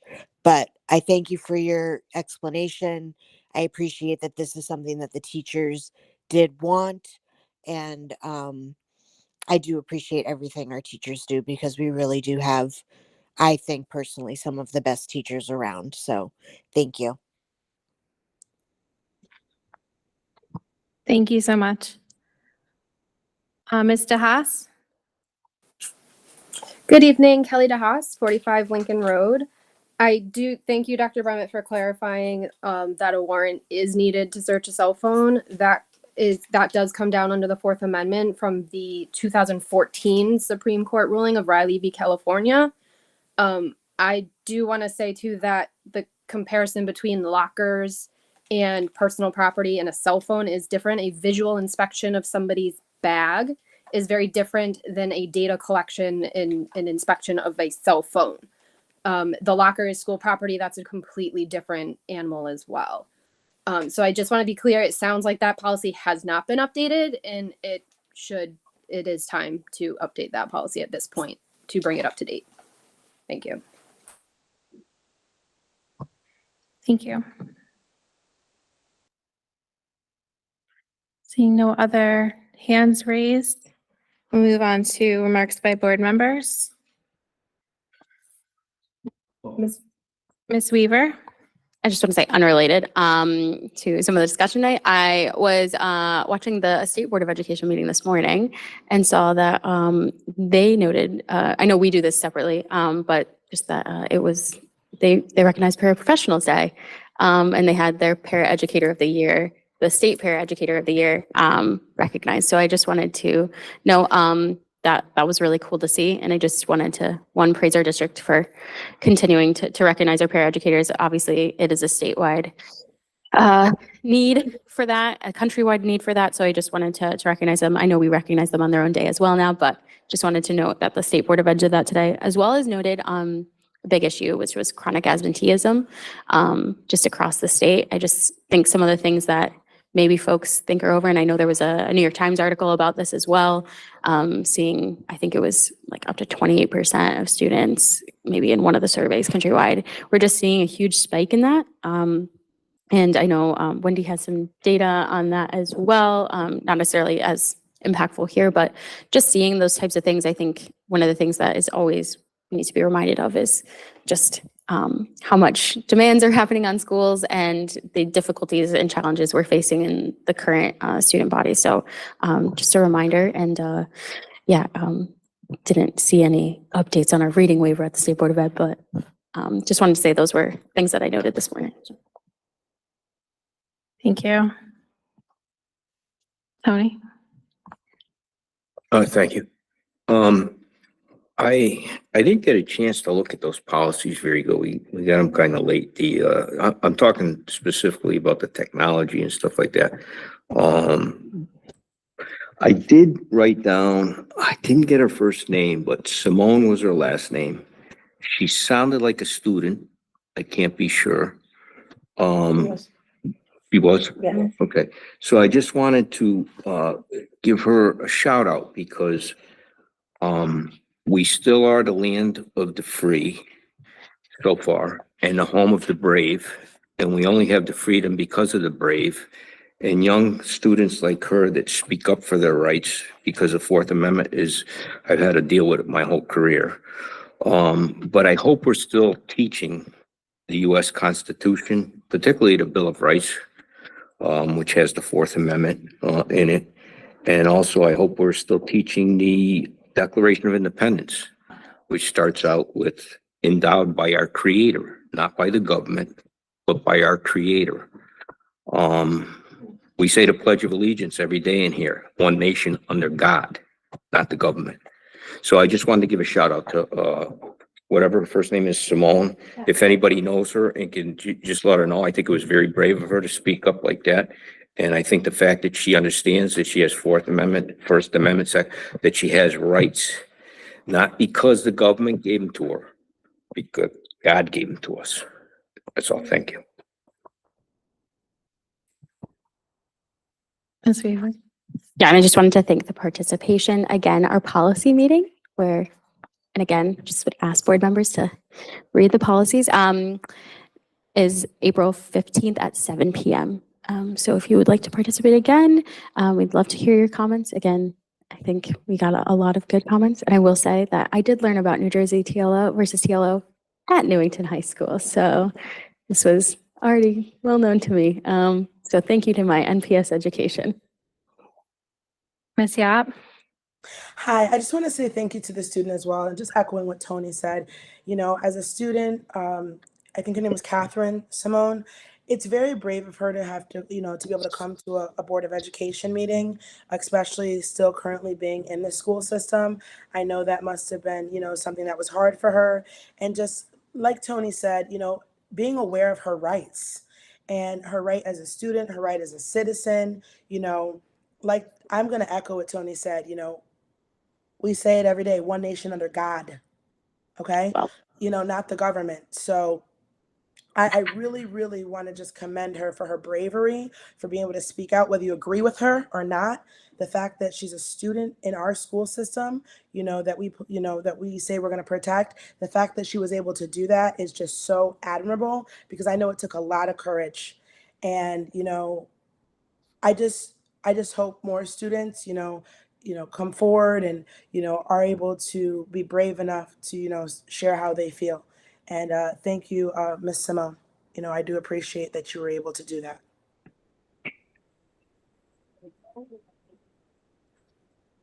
Ms. Carr.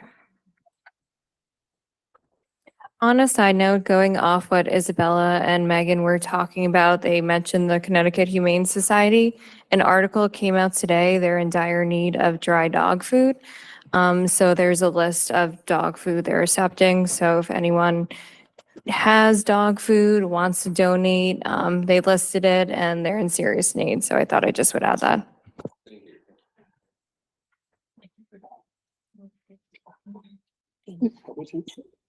If you want to. Just to respond to board member, we do teach all those things, all those pieces. Yes, absolutely, we do. It's a great question. I'm glad you asked it, and we absolutely teach it.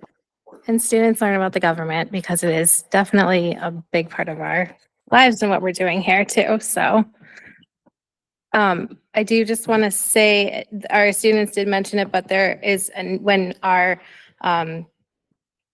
mental health grant awardee, Ms. Redmond was here, she had mentioned the screening of the screenagers. So it is tomorrow night at 6 at the high school. I will be there. My daughter. I'm looking Good. forward to it. I'm such a bad youth adult council representative. I totally forgot to. So thank you. Yes, put on, so collaboration. Notice the logo. It might be someone you know who designed it. Fancy, thank you. But yes, looking forward to that. And What time is it? 6 o'clock at the high school, 6 to 8. High school, yep. And do also want to say that we do follow Robert's Rules of Order, and I do appreciate people raising their hands and not cross-talking and respecting the chair and everyone here. So just putting that out there that we absolutely do follow Robert's Rules of Order as we have our meetings. Motion to adjourn. Second. Any discussion? All in favor? Aye. Thank you.